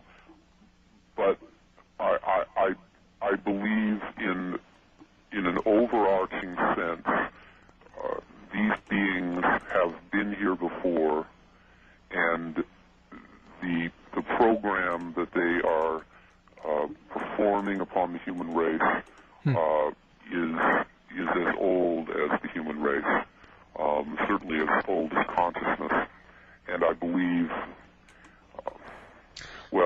okay, let me try this. What you're saying might lead some to believe that they are, in fact, the architect of the human race. Is that within? That is, the architect is not a term I would use, but in the sense that you mean it, I believe I would agree, yes.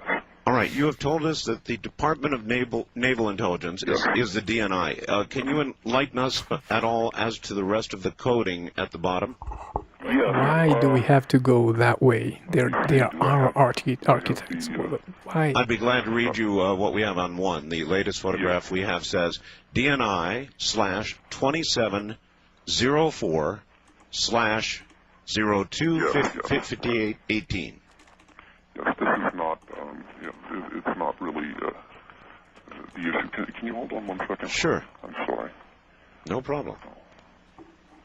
Yes, at any rate, DNI is Department of Naval Intelligence. 27 is refers to a system of division that DNI adopted back when they first began using time code, and it's a jerry-rigged adaptation of an earlier logging system for visual documentation.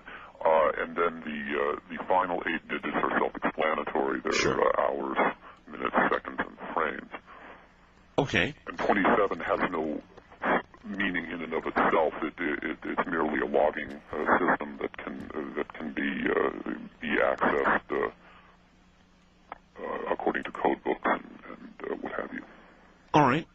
Some people have said, why is the video so foggy? Now, I view it as fairly clear, but one would imagine that with the high-tech video equipment we have, you would get very, very, very sharp images. Do you have any comment on that? Well, part of the fogginess is the VHS copy, and I'm debating the possibly when I delivered this tape originally, I was extremely paranoid, and I have not become any less paranoid.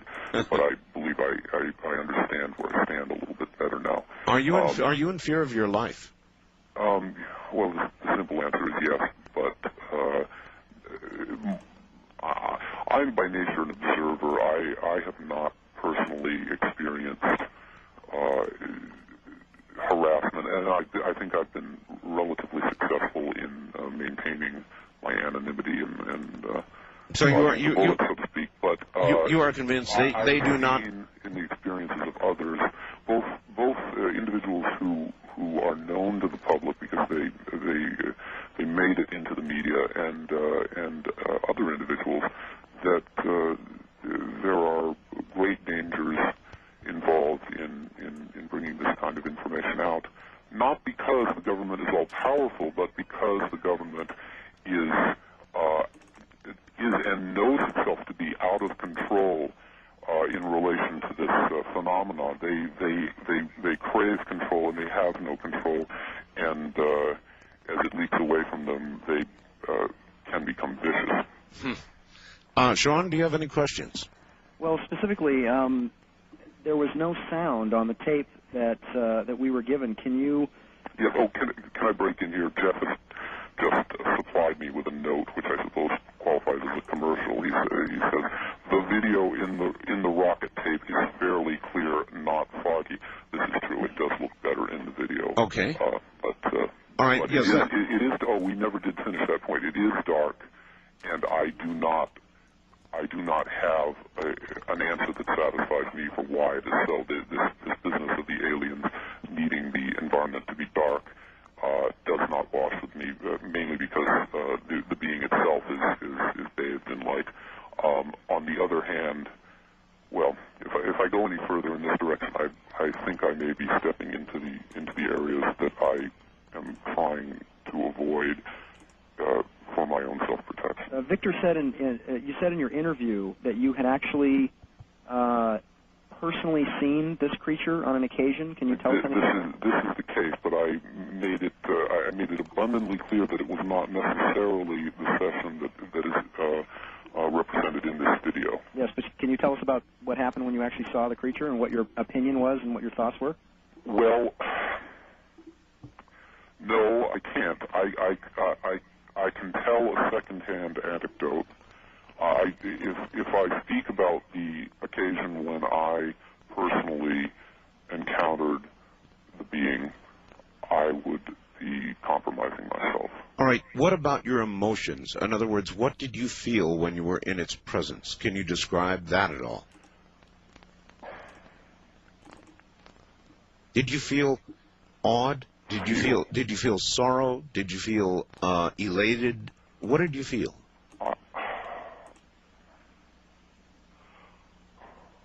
I suppose I felt sorrow. I felt anger.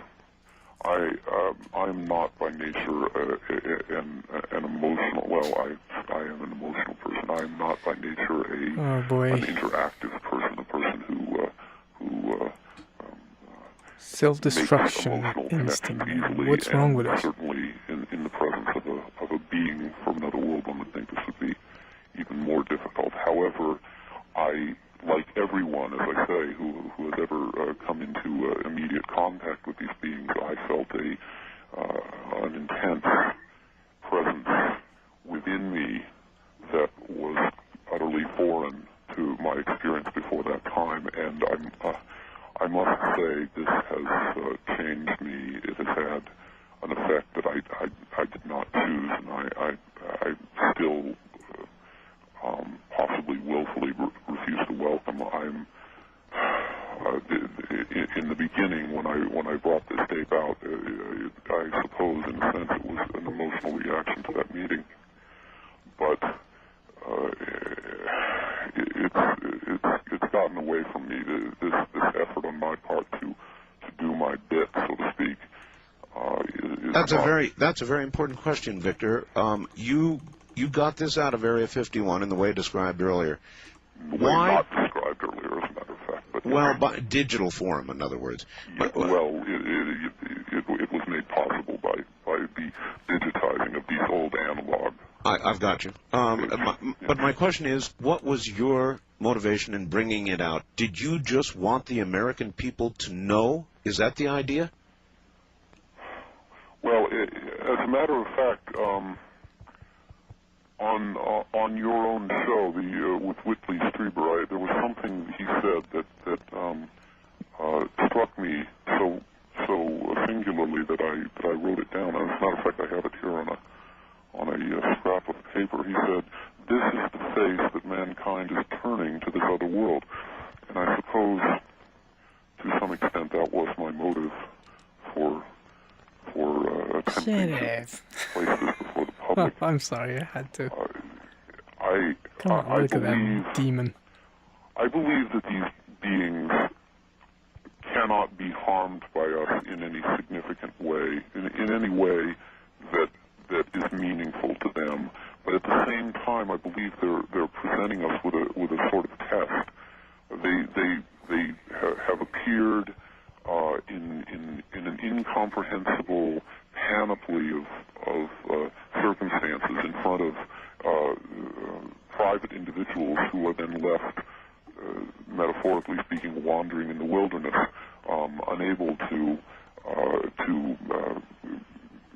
convince the world at large that what they've experienced is real. And at the same time, they have involved themselves in this incomprehensible. Victor, I've got to stop you. We're at the top of the hour, and I'm asking you to stay over a little bit because we haven't had a full hour with you. Oh, it is one now. It already is. How time flies, huh? Well, you caught me in the middle of my larger statement, I suppose, so I will hold on. Now, back to Sean David Morton and Victor. Gentlemen, welcome back. How far down did you look? Thank you. We are back on the air, and if everybody would turn off their radios, please. Yes. Okay. Victor and I were just talking about, he was asking me whether or not it was me that found the hill that looked down on the base, and I told him that it was. And yes, indeed. I don't know if he's there. Are you there, Victor? Yes, I'm here. Okay. Victor, might I ask then, can you give us any physical details of the base itself? In other words, what the hangars are like, what the buildings are like, anything at all about Area 51? Are you referring to the Groom Dry Lake facility or to S4? Either one that you're able to describe, actually. Well, the Groom Dry Lake facility has been broadcast several times now on various programs, and it is a relatively open facility in comparison to S4, which, as you may, or I'm sure you do know, is 10 miles to the south in abutting Papoose Lake. Well, we have seen satellite photographs of Area 51. Yes, this is the demise of Area 51. You're seeing the Open Skies Treaty, the UFO tourism, which Mr. Morton is a big contributor to, and also a certain psychological effect, at least that's how I see it, of the Gulf War. When the soldiers came back from the Gulf War, complaining of Gulf War syndrome, and this saturated the media, I believe this was a direct cause of the lawsuit of the various Area 51 employees who claimed that they had been harmed by the years of fallout from the nuclear testing. At any rate, all of these causes contributed to what is now the case at at Area 51, which is that the saucer program and the attempts at communication with the beings and the facilities for the beings are now abandoned. All right. We've seen the photographs of what is above ground at Area 51. I would be interested in any description of S4 or to know how much of Area 51 and or S4 is underground. Yes. Nothing significant is underground at the Groom Dry Lake facility. However, S4 has 4 underground levels, for a total of 5 if you count the surface. And these are devoted to, are you able to describe what these levels are devoted to any degree? The first 2 levels at S4 are the domain of the back engineering program for the saucers, which I'm sure that you've heard your fill of from Robert Lazar and others. You bet. Level 3 and 4, below level 1 and 2, is the domain of the program dealing with the EBEs. Can you? It includes the living quarters for the EBEs, who, by the way, breathe oxygen. During the chaos of the phone number, I heard a bit of your earlier program. I'm not sure if I heard you correctly debating what the aliens breathe. They breathe oxygen. They can walk down any street in America and survive as well as they survive. Well, if that is the case, can you describe then the reason for the apparent seizure that alien was having, or the reason that they die? I'm sorry. In other words, they just handed me another note, and would you repeat the question? Okay, yes, sure. The question is, if oxygen is common, if they breathe as we do, then can you tell us? That I didn't say. Again, this is one of the mysteries of the beings and their technology. Did we finish? Did I finish my comment earlier about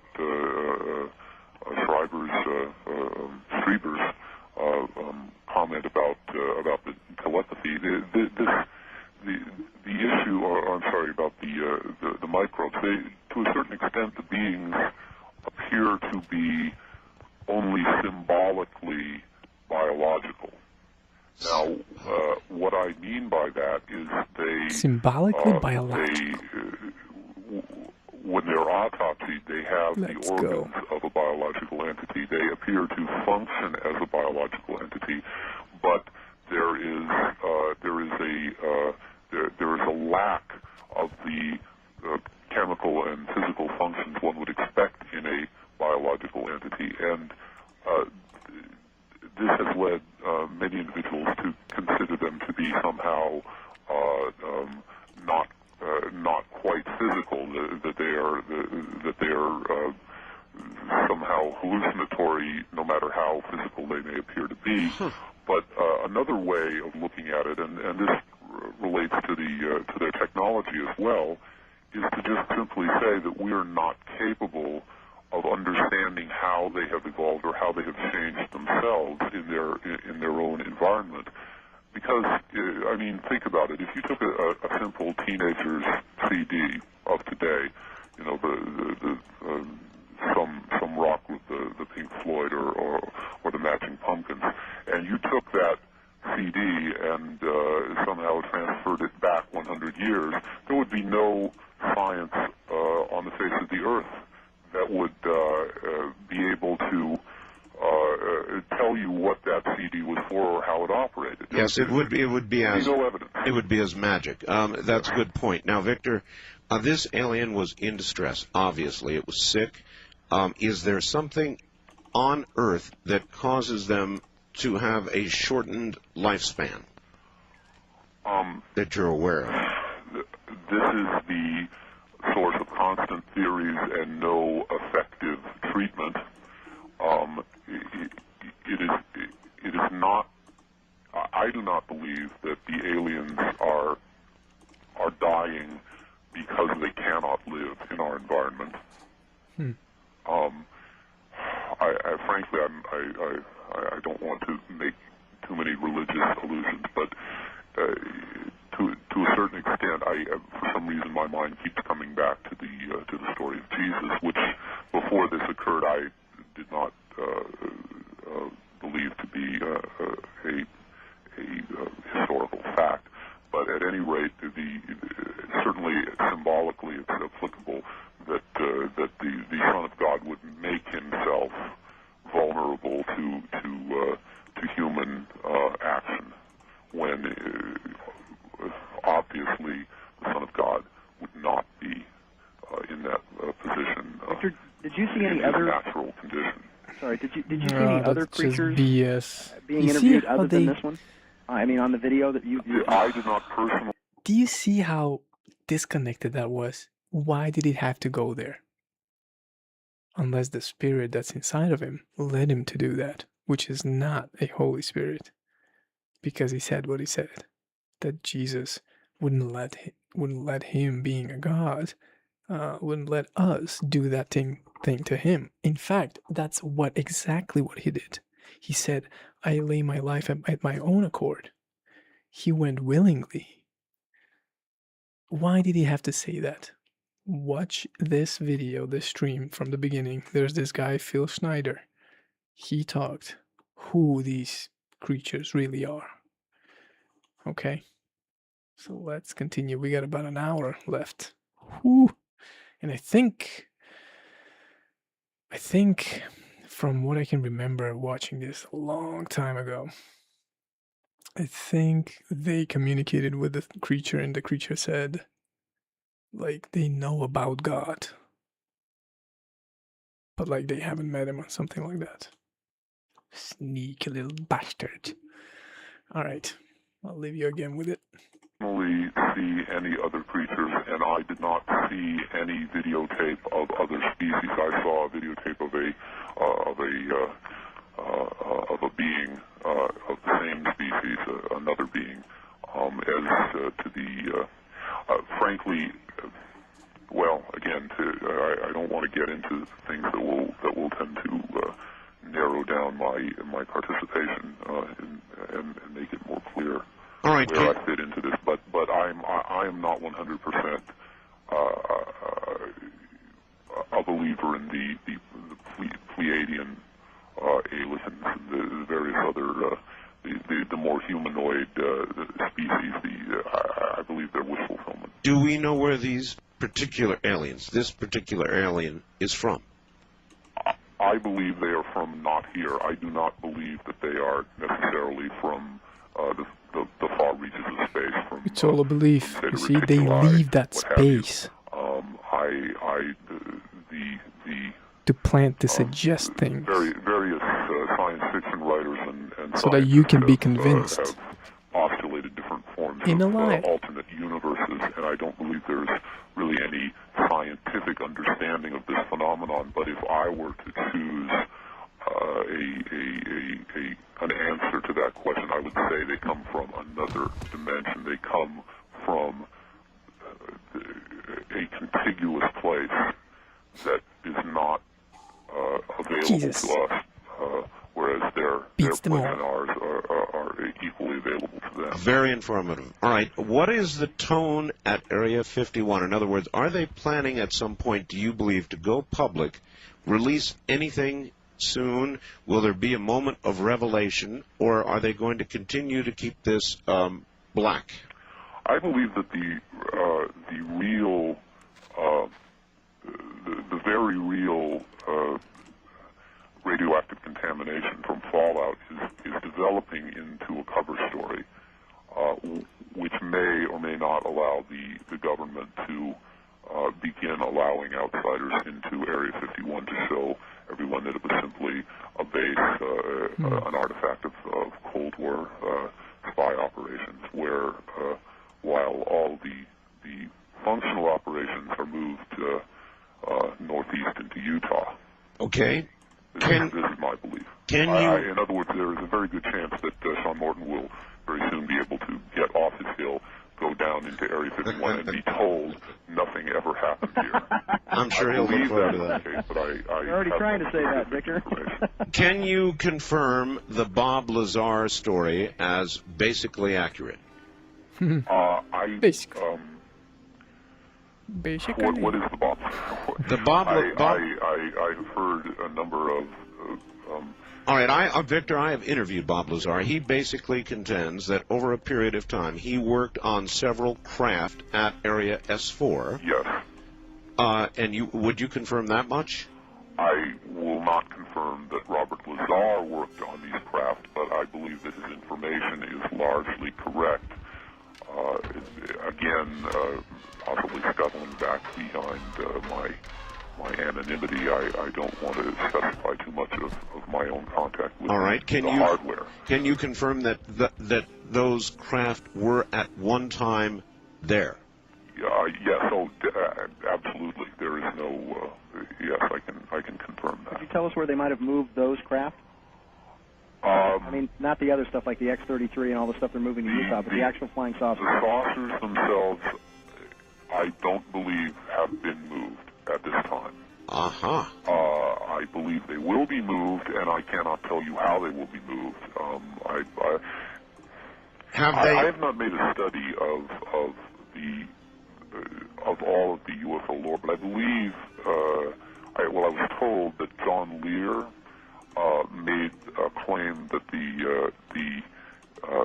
that various government bases are connected by a vast series of underground tunnels. That's right. Which would allow for these saucers to be moved underground. Now, I have no knowledge of that. I have never seen evidence of these tunnels. I find it not hard to believe because I've seen what the beings have allowed humans to do with their technology, and I suppose that if it were part of their plan, they might make this possible, but I believe it's beyond the scope of human engineering to, for instance, connect Edwards Air Force Base to Tonopah or to Area 51.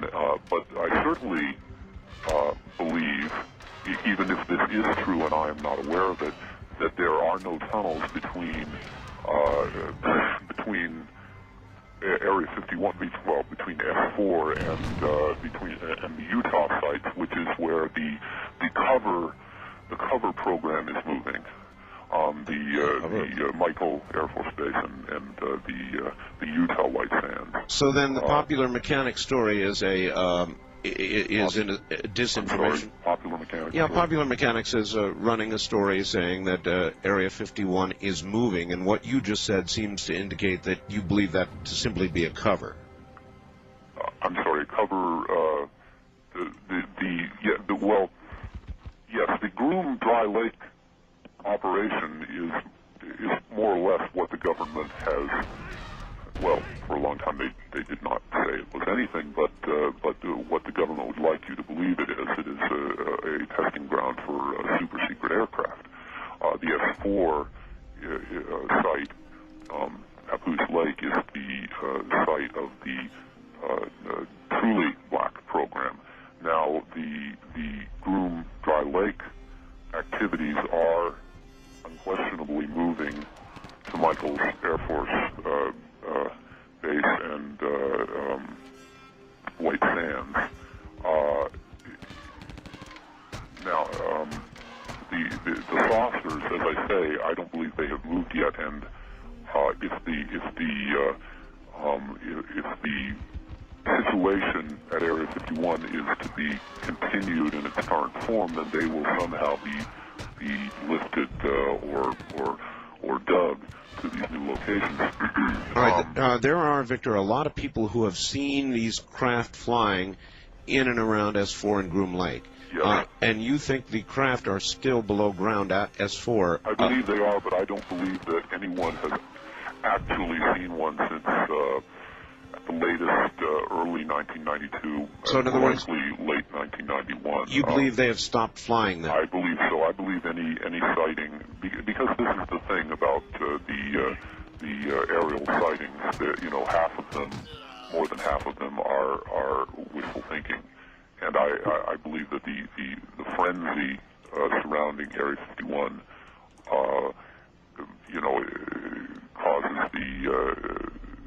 causes people to see things that that are not there. As I told you earlier, Art, we didn't see anything out there from the summer of 1993 I on. missed that. All right, this may seem a silly question for you, Victor, but I want to ask it. For however long you were in these areas, were you fed? Did they give you meals?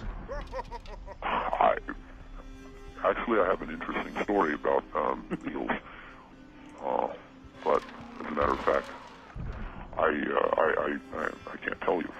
That would be another case of me identifying myself.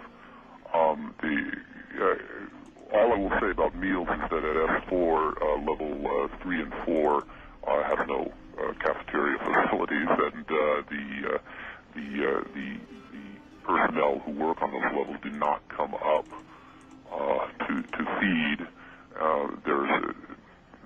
It sounds ridiculous, but there's a dumbwaiter system which has a somewhat amusing visual. Acts as a somewhat amusing visual metaphor for the transportation of the saucers to the surface, and that the plates are coming down these dumbwaiters into the security office as these saucers are being elevated to the surface, and I've often found this to be obscurely amusing. Would you describe this alien as a prisoner or a guest? Well, I think you can derive my feeling about it from my earlier statements, but I'll say it again. I believe that the government, by turns,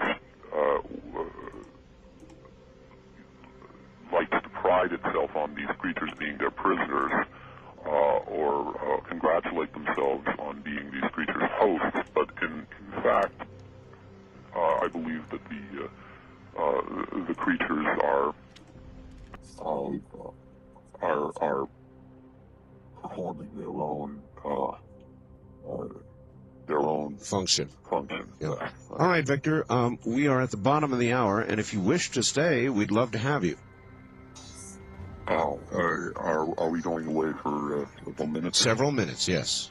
Well, possibly I'll stay a little longer, but I must go. Good, you're doing very well. I understand. We'll try and... Well, my feeling is that this is perhaps my last public statement. So I understand, so we should make it a good one. Stay right there. You're listening to Victor make his last public statement.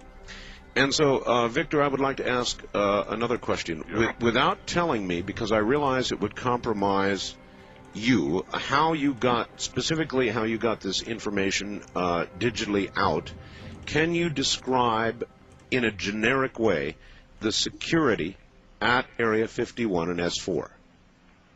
In a generic way? In a generic way. In other words, I don't want to know how you got this out, because I'm sure you won't tell me, but I would like to know what kind of security they have at these bases. Do you mean personnel security?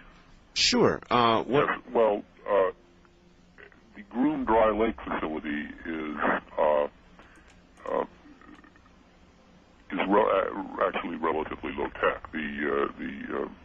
They have badges and they have fingerprint readers. S4 goes a step further with retinal scan.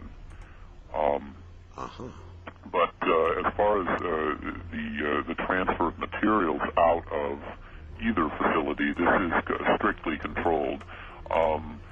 In fact, it's an interesting example of how the government fails in its efforts, even on this level, because the offices and the facilities at S4 have numerous personal mementos, which were not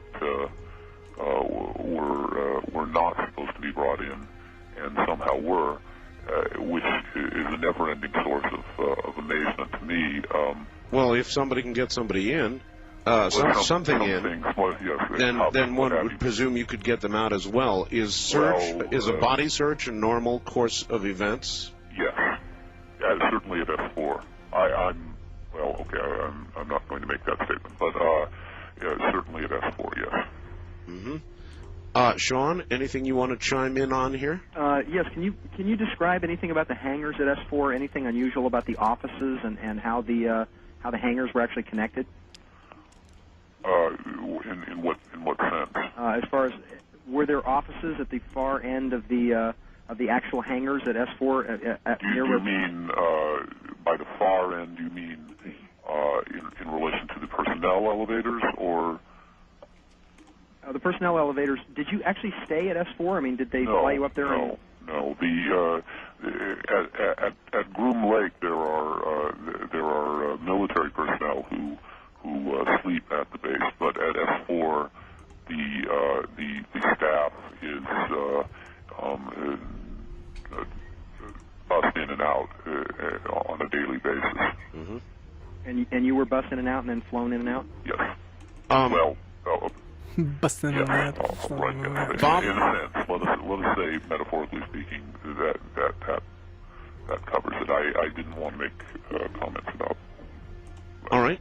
Bob Lazar was or claimed to be working in essence as a subcontractor, a civilian employed to back engineer these craft that you talked about in S4. Right.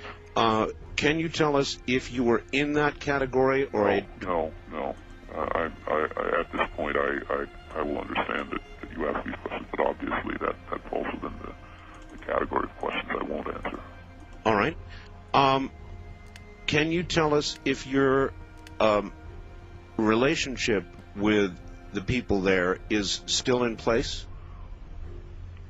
No, I will not specify, and I will not specify whether or not I intend to be going on to Utah. My profile at Area 51, I think I have succeeded in keeping rather vague my public profile in the statements I've made so far. I've reviewed the tape I made for Rocket several times, trying to imagine how someone might infer from my statements things that I meant to keep secret. And frankly, in that case, I forced them to pre-interview me, and then I nixed a number of questions, and they still asked them. It was a semi-fiasco from I think we were just curious as to whether or not you might be able to get into the base again and maybe bring more video out or more information at any point in the future. The moment when video could be brought out, I believe, has passed. That's not to say that another similar moment of confusion and indecision on the part of the authorities won't arise again. But this particular 2-minute 55-second clip was strictly a case of an opportunity presenting itself at a particular moment when the facility was in turmoil, when a number of forces came together. Number one, they've eliminated all of their video. Someone came up with the bright idea that all of this secret documentation would be more secret in a digital format, and of course anybody involved in the internet knows this is not the case, and a good chunk of their budget that they didn't expect to be spending is now spent trying to second guess the ways in which this information can be spread. But at the moment that this clip presented itself to be smuggled out, as we are saying, the confusion, the bureaucratic confusion, and the actual physical confusion at S4 made it possible, and that's no longer the case. An opportunity. All right. Victor, is there any more video that you have other than that? No, there is not. That is the totality. I've seen other video, But this was the piece that I could take in a metaphorical sense. Again, the Morton's misstatement in his newsletter is correct. Metaphorically, I did see the opportunity and I did take it, and this was the extent, this was the size of the bundle that I could metaphorically again smuggle out. There was the riches that were that are available are truly mind-boggling. And by the way, I was speaking to Morton during the commercial for a moment about, and he brought up the alien autopsy, which I believe, in fact, I would say that I know has to be a hoax, because if only because the beings in that video do not resemble any of the beings in any of the other documentation, and I have not seen the actual autopsies from Roswell. So, all right, what in some sort of strange way, it could be true, but I do not believe it. Victor, certainly the style does not resemble any of the material from the 40s. All right, Victor. Then what do you say to the people who say this is a hoax? I say that you're right to believe that, and I only hope that you study the video before you jump to that conclusion. Also, I hope that this is the beginning of a trend. I don't believe that the government can stand down at Area 51 and not have the kind of leak that it cannot spin to its advantage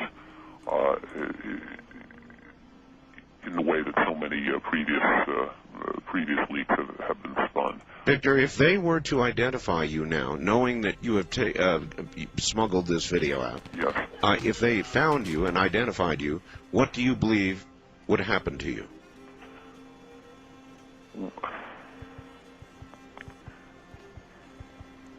I am uncertain. Clearly, Robert Lazar is still alive, but I believe that he has suffered more than even he really understands for what he did. And there have been others who still remain nameless. I suppose at best I would be another doubtful character with a face instead of an anonymous question mark. At worst, I would be dead. Will there be a day in your life, Victor, when you will say, all right, that's it, I will come forward, I want to tell this story, my real name is, and here's what really happened? I can't say whether that day will come. I've changed in ways I didn't expect since this entire process began. When I brought this tape to Rocket, I had an idea about myself and about what I was planning to do after revealing this tape that has not come to pass. I'm dealing with the endless confusion that seems to this Coleman character who runs Rocket Pictures, led me to believe this would be quick and clean, and instead here we are, sure, almost a year later. But at the same time, my desires for my own life have changed in ways I didn't expect. We spoke of that, the effect of sure. these beings, and my feeling is that I may simply fade out, not only from this unwanted public persona, but also from my life as I knew it. I believe to a certain extent these beings are asking us to step away from the life we know, and for human civilization to step away from its path and step out into unknown areas, truly unknown. They don't present us with maps. All right, Victor. Sean, anything else you can think of? I just wanted to compliment Victor on just being very eloquent and doing this very, very well. I mean, I had some, gosh, after that I had mundane questions like, whether or not we didn't see the creature's, the being's hands in the video, and whether or not it was either it was tied down or it couldn't. No, it was not tied down. Okay. No. The being was weak. The being was seated and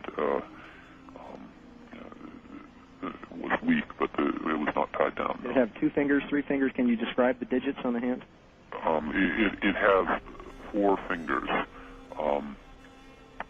one of which resembles a thumb, but has a pivot point that human thumb doesn't have. It can function almost as a finger or as a thumb. Do you understand what I'm saying? Yes. I guess the ultimate question I have is, gosh, Victor, where are we going with all this? I mean, we've got the whole reason I got involved in Area 51 in the first place was because not only because they were flying saucers up and down the valley that I was watching and bringing people out to see, but that this technology was so amazing that I felt. Have you seen any evidence of it in the culture at large? Of the technology? Obviously not. And I think you should ask yourself why the government, if it had mastered this alien technology, if it had traded for it or wrested it by violence from these beings, why this technology has not been presented before the world as an example of unimaginable force. Well, we were discussing that to some degree, and the STS-48 tape and now the STS-80 tape show things that would indicate that we do indeed have this technology, and we are indeed using it. Not publicly, but we are using it. Victor, when you gave this tape, I believe that that's a false dawn. I don't believe it will be it will be followed up. And the reason I don't believe this is that I believe I mentioned earlier the constant contacts these aliens make with private individuals, but the comment I didn't get to was that this constant contact with the government resembles a test. It resembles a test that the government is failing, a test of its purpose and of its spiritual worth, if you will. All right.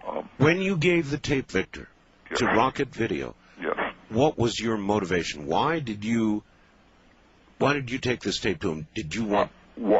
I took it to Rocket Video because I had decided that I wanted money, and at the time I had more rationalizations than I have today.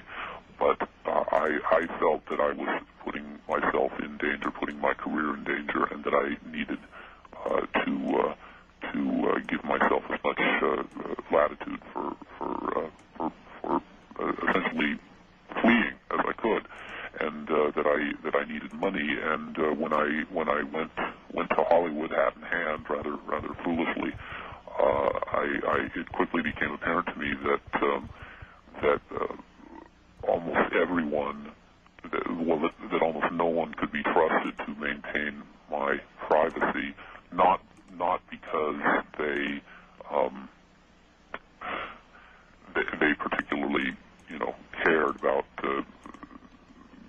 upending my plans, but simply because they felt that the publicity would be to their benefit, or in some cases, in some of the larger organizations, I didn't get to the point of actually discussing this, but I intuited that they were worried about their reputations.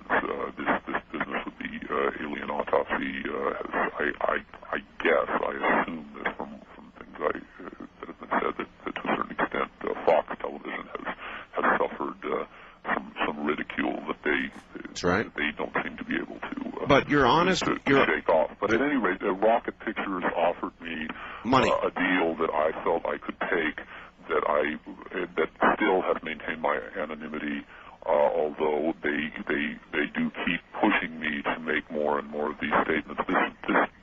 This call is the end of it? Is the end of the contractual arrangement, and it was supposed to have happened before the end of last year. Not with you, but with whoever they chose as the outside interview, and here we are now. And now they have Germans, they have I don't know who, the British, they have innumerable people that they want me to talk to, and even for money at this point I think it's more dangerous than it's worth. So you are going to take what money you have been given, and you're gone. I mean, it's not gone, but I have removed myself financially from a need of them. What I need from Rocket now is simply that that I fulfill my agreement with them, so that they will fulfill their agreement with me. And you now wish to fade into obscurity. Absolutely. And we will never hear from you again. I can't. As I say, this entire experience has been not what I expected, and initially I had a certain kind of contempt for Robert Lazar. I thought he was a grandstander. I thought he enjoyed the spotlight, and perhaps I can't really say now. I understand the forces that begin to work on you when you do something like this. Not that no matter how much you try to keep yourself sealed off, when you speak, the response that comes back to you has a pull that is terrible. Well, there is one big difference, Victor. They know where to find Bob. They don't know where to find you. Yes, well, I am hoping to keep it that way. All right. Well, I want to thank you for joining us. Oh, I see that it's almost 2. Yes, actually, we do need to wrap this up. I think the appropriate term is terminate the interview. Yes. Well, I gather that was a joke. That was a joke. Victor, I wish you a safe, healthy life. You've answered everything to the best of your ability, and we've asked just about everything we can, so be safe, my friend. Be safe.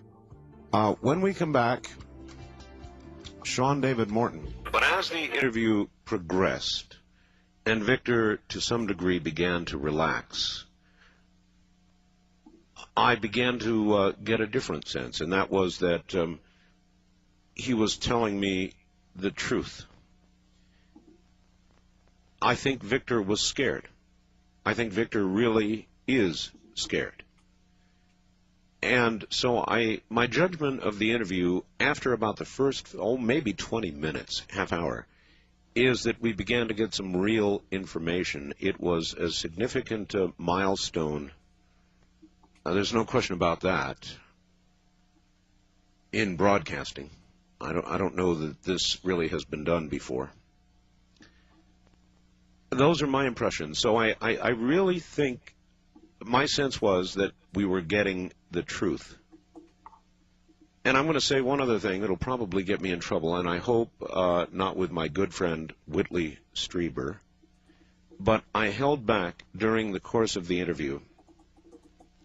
I've received a whole bunch of faxes and email suggesting that the voice pattern that we were listening to, and I was listening very closely, and I must say I'm in agreement, and I'm not saying it is so, not even beginning to suggest that. But the halting voice pattern, with an occasional slight stutter, is extremely similar to the real voice pattern of Whitley Strieber. Now, I'm not saying it's Whitley Strieber. As a matter of fact, we can discuss with Sean reasons why it could not be. But it did, in fact, sound very much like Mr. Strieber's voice patterns, Whitley's voice patterns. And Whitley, if you're out there listening, I think you would probably agree with that. I don't know. We'll find out. We'll talk to Whitley and find out. So I'm not saying it was Whitley. I'm simply saying the voices or the voice patterns were very similar. I should also let you know that out there taping this entire interview and now analyzing it is David John Oates, who does reverse speech. Next week, you will hear the results of that analysis, as well as the Jean Bonnet case. So I just thought you might want to know. I didn't want to mention that until now. We'll get back to Sean David Morton in a moment. Those are my initial impressions of the interview. I think we were hearing the real thing. I didn't think that at the beginning, but for the last 75% of the interview, I was quite impressed that we were hearing the real thing. I'm sure you have your own judgment.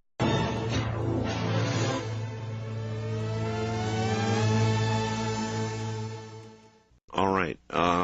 Now you have my impressions, and again, very simply, I was skeptical in the first 20, 30 minutes of the interview, and then became, as time went on, less skeptical.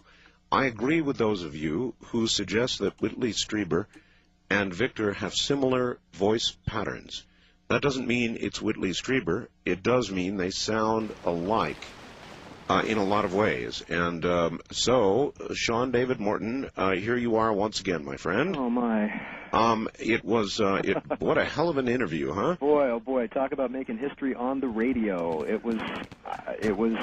was stunned. I mean, he, as far as I could tell, he answered every question properly, as far as exactly where the locations are, to the, descriptions of the, the transports, the 737s, to the CTS-43s, the retinal scans, the 5 levels at S4. I mean, some of that might have been able to pick up from the UFO lore, maybe. It was, and you were right. The first 15 minutes, he was difficult. He seemed obsessed with the minutia. I think that when you actually started getting into talking more about, he was kind of, I guess, the cosmic significance of all this, and how. And maybe the reason he sounds a little bit like Whitley is because they've had maybe similar experiences as far as actually having a direct connection. Possible, sure. With these beings.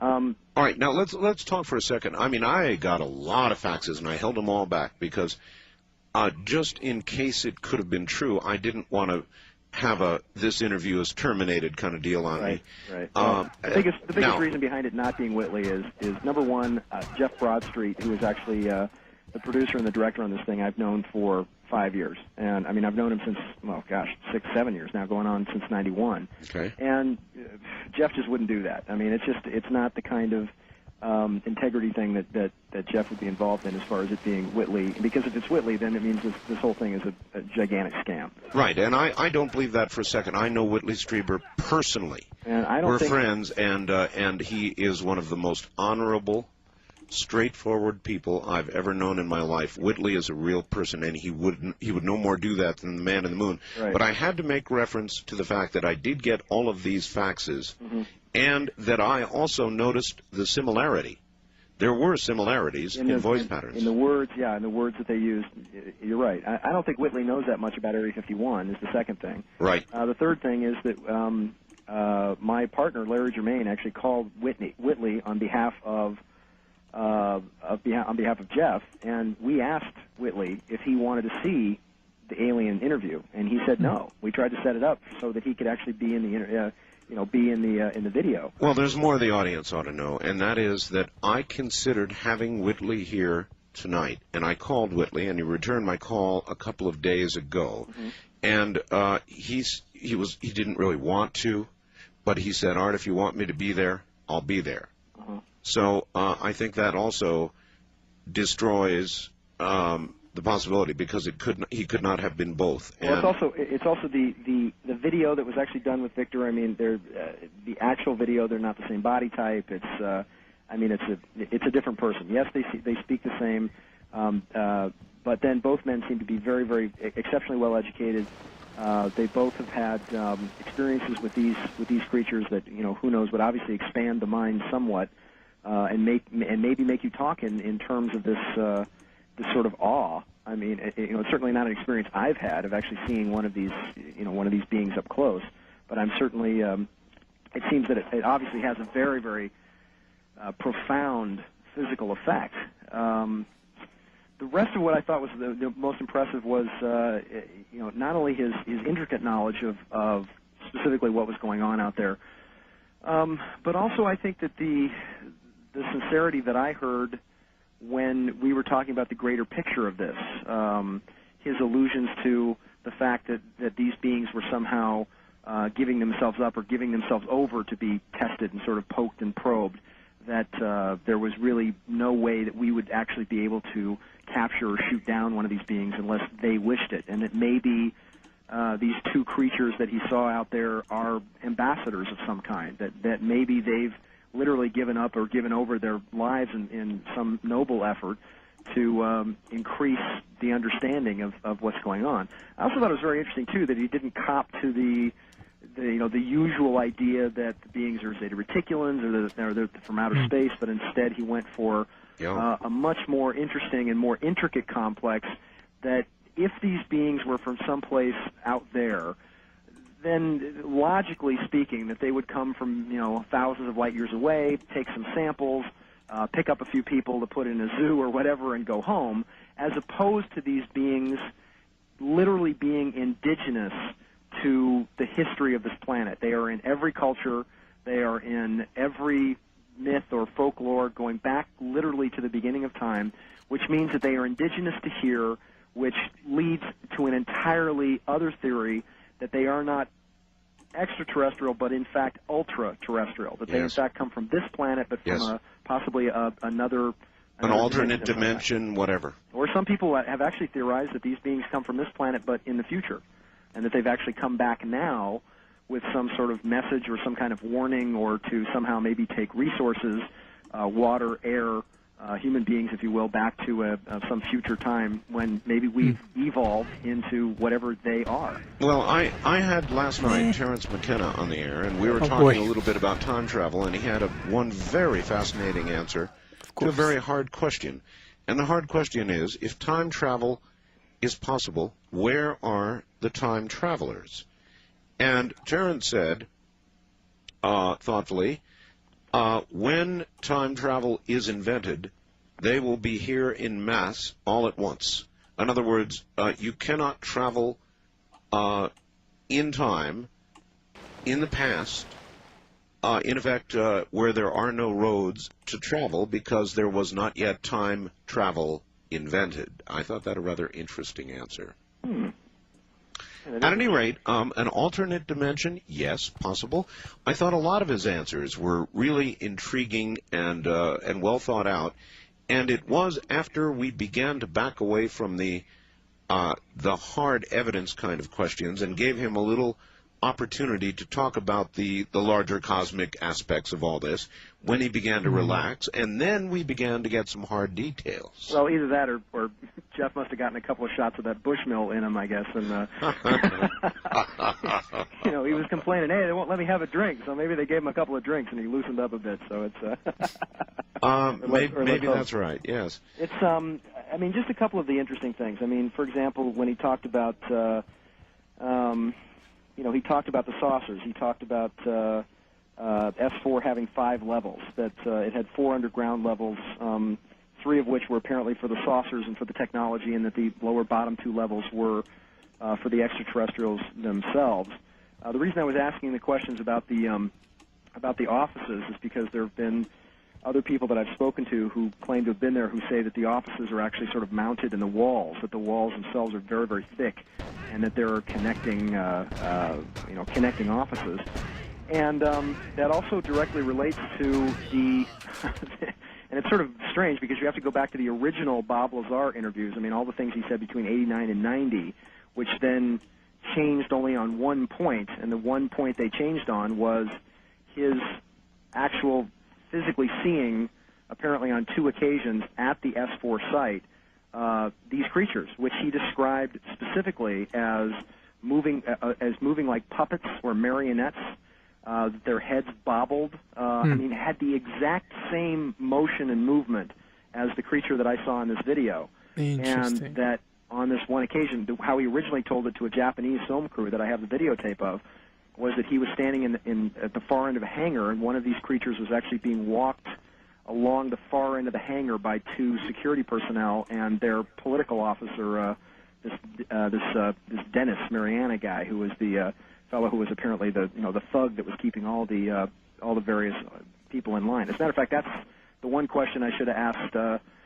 I should have asked Victor, is that if he knew this, the security person that was running things there. But Lazar specifically described it as it being a horrific experience, that your brain just vapor locks because you don't have a frame of reference to put this thing in. He seemed to be suggesting that these beings were, in effect, sacrificing themselves so that we might try to understand them or try to understand something about them. In other words, they were literal sacrifices to us. Yes, and that they had apparently something to tell us, some kind of warning. Gosh, I mean, all these things I'm thinking of now, that he's off the phone, that we should have asked him, but they had some warning for mankind or for humanity. Well, I didn't ask that, because when I asked him about communication, he gave a very interesting answer. He said, look, they had people who claimed to be telepaths there, and the information that came from them, even Victor considered to be suspect. Mm-hmm. And so, obviously then, anything that Victor knew with regard to what they might have said telepathically would have been literally almost conjecture. Right. So there was no point in proceeding with that. In other words, there was no vocal communication. The only communication that there was apparently telepathically, and apparently not very trustworthy. And the video that he released doesn't have any audio on it. He purposely erased the audio so that the 2 men in the 2 men who were actually in the room wouldn't be identified. Right. Now look, in the photograph that we've got on the website, the photograph of the doctor, Victor said that there was no intentional erasure of his face. No, there's 2 doctors. When the doctors step into the video, they pull their surgical masks up. They're wearing surgical masks. Okay, the second picture that I've got, Sean, I'm sure you've seen it up there. Yeah. It looks like an intentional erasure by some sort of graphics program. No, he's just one man's wiping the mouth of the creature, and the other one is simply reaching across him. He's simply sort of leaning in. He's leaning into the picture. You're looking at his back as he's leaning into the picture, and what he's doing is that he's looking into the creature's eyes so that you see only his back, which is apparently not illuminated, and he's reaching into his pocket to get a pen light so that he can actually look into the creature's eyes, nose, and mouth. When is this video going to be available to the general public? Supposedly within about, I would think, about 2 to 3 weeks now. It was supposed to be released, I think, June 15th. So, and the rest of the video is being hosted by Stephen Williams, who played the Black Mr. X on the X-Files, the one that was killed at the end of last season. Right. He's hosting the video. The rest of the video is sort of, I guess you would call sort of a thumbnail folklore history of extraterrestrials. It theorizes about creatures that were shot down maybe at Roswell. It talks a little bit about the meeting, the supposed famous meeting of Dwight Eisenhower at Muroc, which is now Edwards Air Force Base, when he was supposedly playing golf and spirited away, and then met with a number of these beings or creatures. That there was a treaty that was signed because we had apparently come up with the microwave technology to shoot their craft out of the air.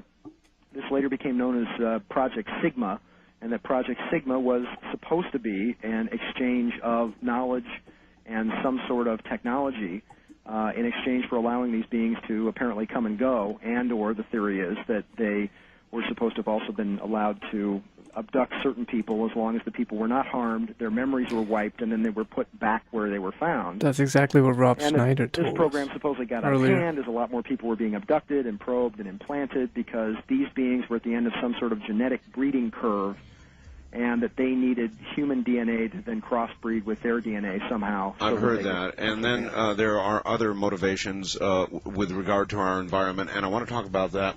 Back now to Sean David Morton. Sean, the interview we did with Victor is going to be argued about from now until doomsday. If it is his last public appearance, as he suggested it is, people are going to be talking about this and arguing about it forever. So more or less, I would like to leave the subject and move on to a couple of other really important ones.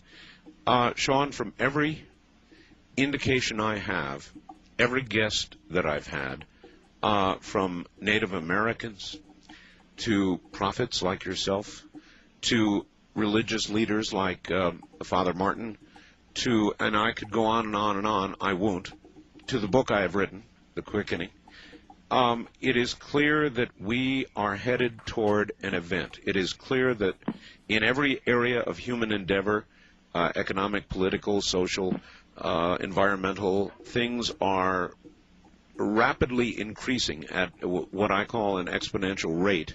I believe that I've documented this in my book. I would like to turn around and ask you, from the interviews I've had this week, last night with Mr. McKenna, earlier in the week with Stan Deyo, everybody seems in agreement on the basics of this. Are you? What's coming, Sean?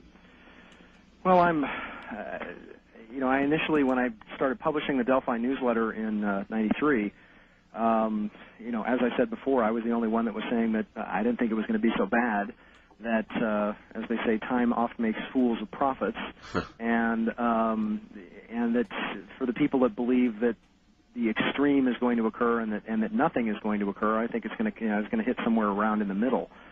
All right, many have said 2012 is a key year, and many of the remote viewers are unable to look past 2012. Well, there might be a reason for that, and the reason for 2012 being so unique, and let me give you the scientific aspect of it. Sure. Around after 1945, when we started testing atomic weapons, one of the things that we noticed was that the electromagnetic field of the planet began to jump and juke rather wildly, so much so that in just the last few years, compasses and electronic equipment for commercial aircraft that used to have to be reset maybe even 5-7 years now have to be reset almost every 30 days because of the unstableness of the electromagnetic field. Now, there's a very rare book that I got my hands on. It was actually a white paper by the military called The Flight of the Key Bird. And specifically what it said in this book was that they took the last of the B-29 bombers. Actually, the only one left was the Enola Gay, which was in the Smithsonian. And they outfitted this thing for an Arctic expedition. And they then began to track the magnetic fields of both the North and South Poles. One of the most interesting things that they found is that the atomic testing on the planet had actually not only began to flux the electromagnetic field of the planet, but also knocked the planet slightly out of kilter. In other words, it's knocked the planet almost slightly off orbit, so that what's happening is that the huge tectonic stresses of the planet are such that the rotation of the planet is counterclockwise, but the precession of the equinoxes, in other words, the top of the planet actually moving around in a circle, is clockwise. And so because these two motions are actually moving in opposite directions, you have massive tectonic strain that's actually being put on the Earth. Add to this the fact that now we've sort of got a tennis shoe in a washing machine kind of effect, where the planet's been knocked slightly off kilter, and their greatest fear was that the electromagnetic north and true north would actually meet, and their projection of this, and this book was actually from the late 1960s, early 1970s, was that this was going to occur around 2012 to 2013, and that an electromagnetic pole shift would begin to occur, and that the first things that we can expect as a precursor to this happening would be what they call the Schumann resonance of the planet actually jumping. Now, the Schumann resonance is the basic electromagnetic frequency of the Earth, which used to be about 7.83 hertz, which just in the last few years has jumped. It is now almost 9.1. And as a matter of fact, last June 22nd was when it jumped to, well, it was about 8.7 or so.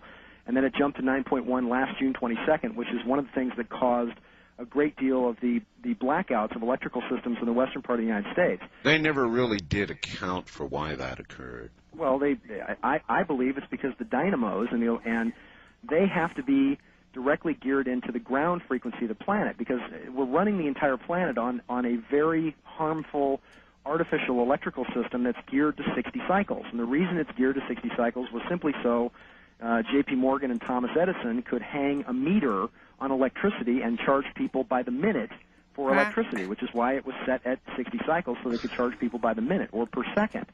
If we'd actually gone with Tesla's system, which was actually bringing low-frequency energy at the actually back then it was like 6.5 to 7.83 hertz, directly up out of the planet, we could have actually lit the entire world with the natural energy inherent in the Earth. And, of course, the famous conversation was J.P. Morgan said, so you're telling me any idiot can put an antenna up in his yard and have free power? And, of course, Tesla said, yes, won't that be wonderful? And J.P. Morgan said, well, we've got a nice padded room for you, Mr. Tesla, and send in Mr. Edison. He'll have a way we can make money off this. So the big thing in this report, and this was a military report, had nothing to do with the New Age or anything. It was sort of willy-bully, was that an electromagnetic pole shift was actually possible in 2012 to 2013, and if that were to happen, then that would mean that everything that is connected to a ground wire, which is of course every electrical device we have, would fry, and it had the potential of actually wiping the human mind clean. So talk about actually hitting the reset button. Wow. It could actually mess up the electromagnetic engrams in the brain so that you would have like a mass memory loss, literally a complete reset of the human brain. Wow! What I've never heard this before, but it certainly makes sense. Think about it. Think about what would happen if the north-south pole suddenly shifted. We would be reborn as we stand here. And what do a lot of these psychics and what do a lot of these remote viewers see? They can't see past 2012. They see people sort of wandering around in sort of a half-in, half-out kind of state. They don't understand why there's so many people sort of confused and blank. Well, that would be amazing. We would, in essence, in one instant, be as the total amnesia, and we would be wandering around, looking at all of this dead stuff around us, and I refer to electronics, not even beginning to understand what it is, like children. Mm-hmm. And one of the biggest things that I've seen in my progressions ahead approximately 100 years from now, and what I do specifically was there was a technique that I was taught by my teachers in Nepal that is very much like what we would call past life regression, except for in this case it's a post-life progression. But it's even a step further than that. It's actually a soul transference where you can actually go forward to where your life is approximately 100 years from now and actually sort of change consciousnesses so that I've actually been to that space about 100 years from now and had a chance to look around and take a look at what the world is like and try to get an idea of what the history was like. And a lot of what they have, the last part of the 20th century, before 2012, to them is kind of a mystery because apparently we dump most of the world's libraries and we put everything on disk. And because of this electromagnetic flux in the planet, and there's actually a couple of bombs that go off near major cities up in the air, electromagnetic pulses, it virtually wipes out our culture. I mean... Well, we'd have books, but we wouldn't know how to read them. Well, indeed. And I'm not saying that happens entirely. I mean, if the electromagnetic pole shift were to happen, you would have... and of course, it has happened... we know it's happened. 150 times, I think, in the last few million years. Just by going down into core samples, we can actually get an exact, an exact dating. That's right. Just by the filaments in the iron as to what goes on. My vision of this, from what I see, is that a lot of what's going to happen, I think, is going to begin to happen in September of this year. And the reason I think that 1998, late 97, 98, we're in sort of a 2-year cycle now. It's kind of unusual because 1998 is a weird year for a number of reasons. Number one, if you actually study the time coding and prophecies, the sacred geometry inside the Great Pyramid at Giza, it states that the Christ figure, the last one, or who we know of as Jesus Christ, was actually born sometime in September of 2 BC. Now, there's a lot of evidence actually that he was born closer to August of 7 BC, but that the actual messianic God force then infused him when he was in 2 BC, which would then explain why Mary and Joseph and Jesus were in such a hurry to get out of Jerusalem and get to Egypt, quite possibly to have Jesus initiated in the Egyptian mysteries. So literally, September of 1998 is the year 2000, is the beginning of the next age.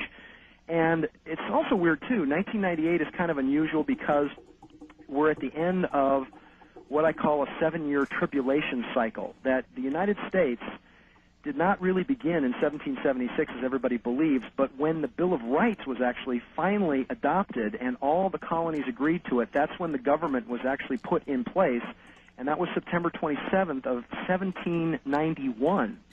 So a 200-year cycle of a nation. In other words, you have 4 opportunities of 50 years to do certain things, and the average lifespan of a nation is about 200 years. And if you don't obey certain laws and codes and do certain things as a society or a civilization, there is a judgment that is then placed on that nation, and then it goes through a 7-year tribulation period beginning in the fall of I believe, 1991, moving through that through 1998, the fall of 98, where I think that beginning at the end of this year, you're going to see the first major thing that I predicted was an entire series of hurricanes and tornadoes that would hit Florida. Now you've just seen that big water spout that was just off Miami. Yes. And one of my major predictions is that you would have actually 6 very, very solid, very heavy hurricanes, all of which would be about 150 miles an hour or over, and that they would pound the coast over and over and over again, and that this hurricane season would actually occur almost 2 months earlier than it usually does. And that was the first indication, is that we've got, with the electromagnetic fields of the planet actually shifting, there's also something else that's going on because the hyperbaric pressure of the planet has also changed in a certain way. Some people theorize that this has something to do with the Jupiter effect. Now, I know it seems far away, but when Shoemaker-Levy actually struck Jupiter in 1994, it actually did flux the gravity in the solar system, and the shock wave from the Shoemaker-Levy blast has actually yet to hit the Earth, that it's going to hit us somewhere around 2001 or so. It takes that long for the shock wave to get here, and the theory is that it will cause something called the Jupiter effect, which will cause sulfurication of a lot of water supplies and contaminate a lot of the natural water that's above ground. So another weird thing about 1998, too, is that for the first time in history is that if you divide 1998 by 3, you come up with the number 666, which I think is unusual. And it being just 2 years before the millennium, I really do think that you're going to see a substantial increase in the collapse of the political and economic system. Mm-hmm. I think that Bill Clinton is probably going to try to save his political life from impeachment by escalating the war in Bosnia, Serbia, Herzegovina. And I do think that you're going to have a substantial war between 1998 and about the year 2002 that will be based specifically over Bosnia, Serbia, Herzegovina, that will then bring in what will come to be known as the Islamic Jihad, which is a group of northern African countries, the Islamic countries grouping together. And I also think that the very bad news is that you're going to see a revitalized and belligerent Russia with the death of Boris Yeltsin, and somehow, and I've been saying this for a couple of years, Viktor Zhirinovsky somehow gets in through the back door. It's a trick of the Duma. He somehow takes control. Chermoyden doesn't want to step up, and Zhirinovsky comes in. And this is then leading to an entire series of very interesting dates. And these very interesting dates are correlated directly to not only astrology, but also some very interesting things that are going on biblically as well.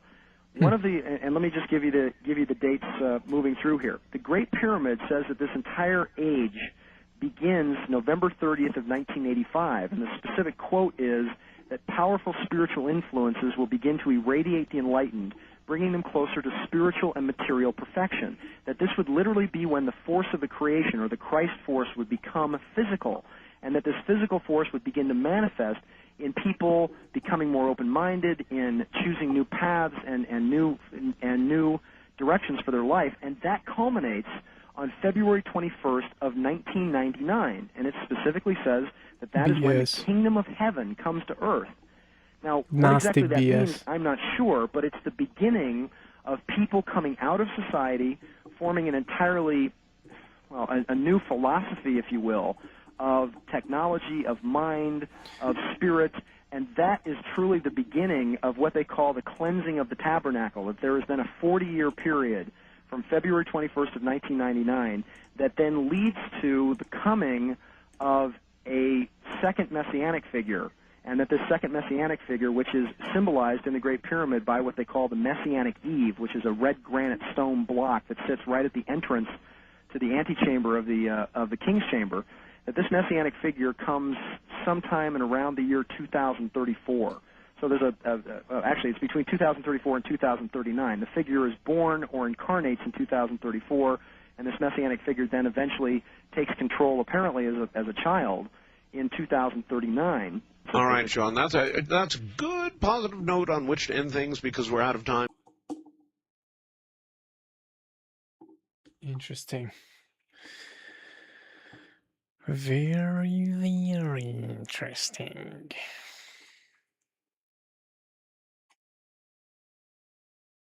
People suffered. That Rob Schneider, I think it was Rob Schneider, that guy, he had a car accident on the way back from that thing. I don't know, man. Don't trust them. They can't take the higher moral ground of being so light years evolutionary, more advanced than us, and yet not give us the cure for cancer, AIDS, all of those. Yeah, whenever we try to do and ask these questions, it's like the answer we're getting back is, we're not the Galactic Federation. We can't do that now. It's like they're backing off. Screw you. Jesus gotcha. He's gonna throw you in the pigs, and then you're gonna fall again. Alright. That was it for tonight. I hope you had some fun. I did. It was interesting. Weird, but interesting. And so, relax, and I'll see you next time. See ya.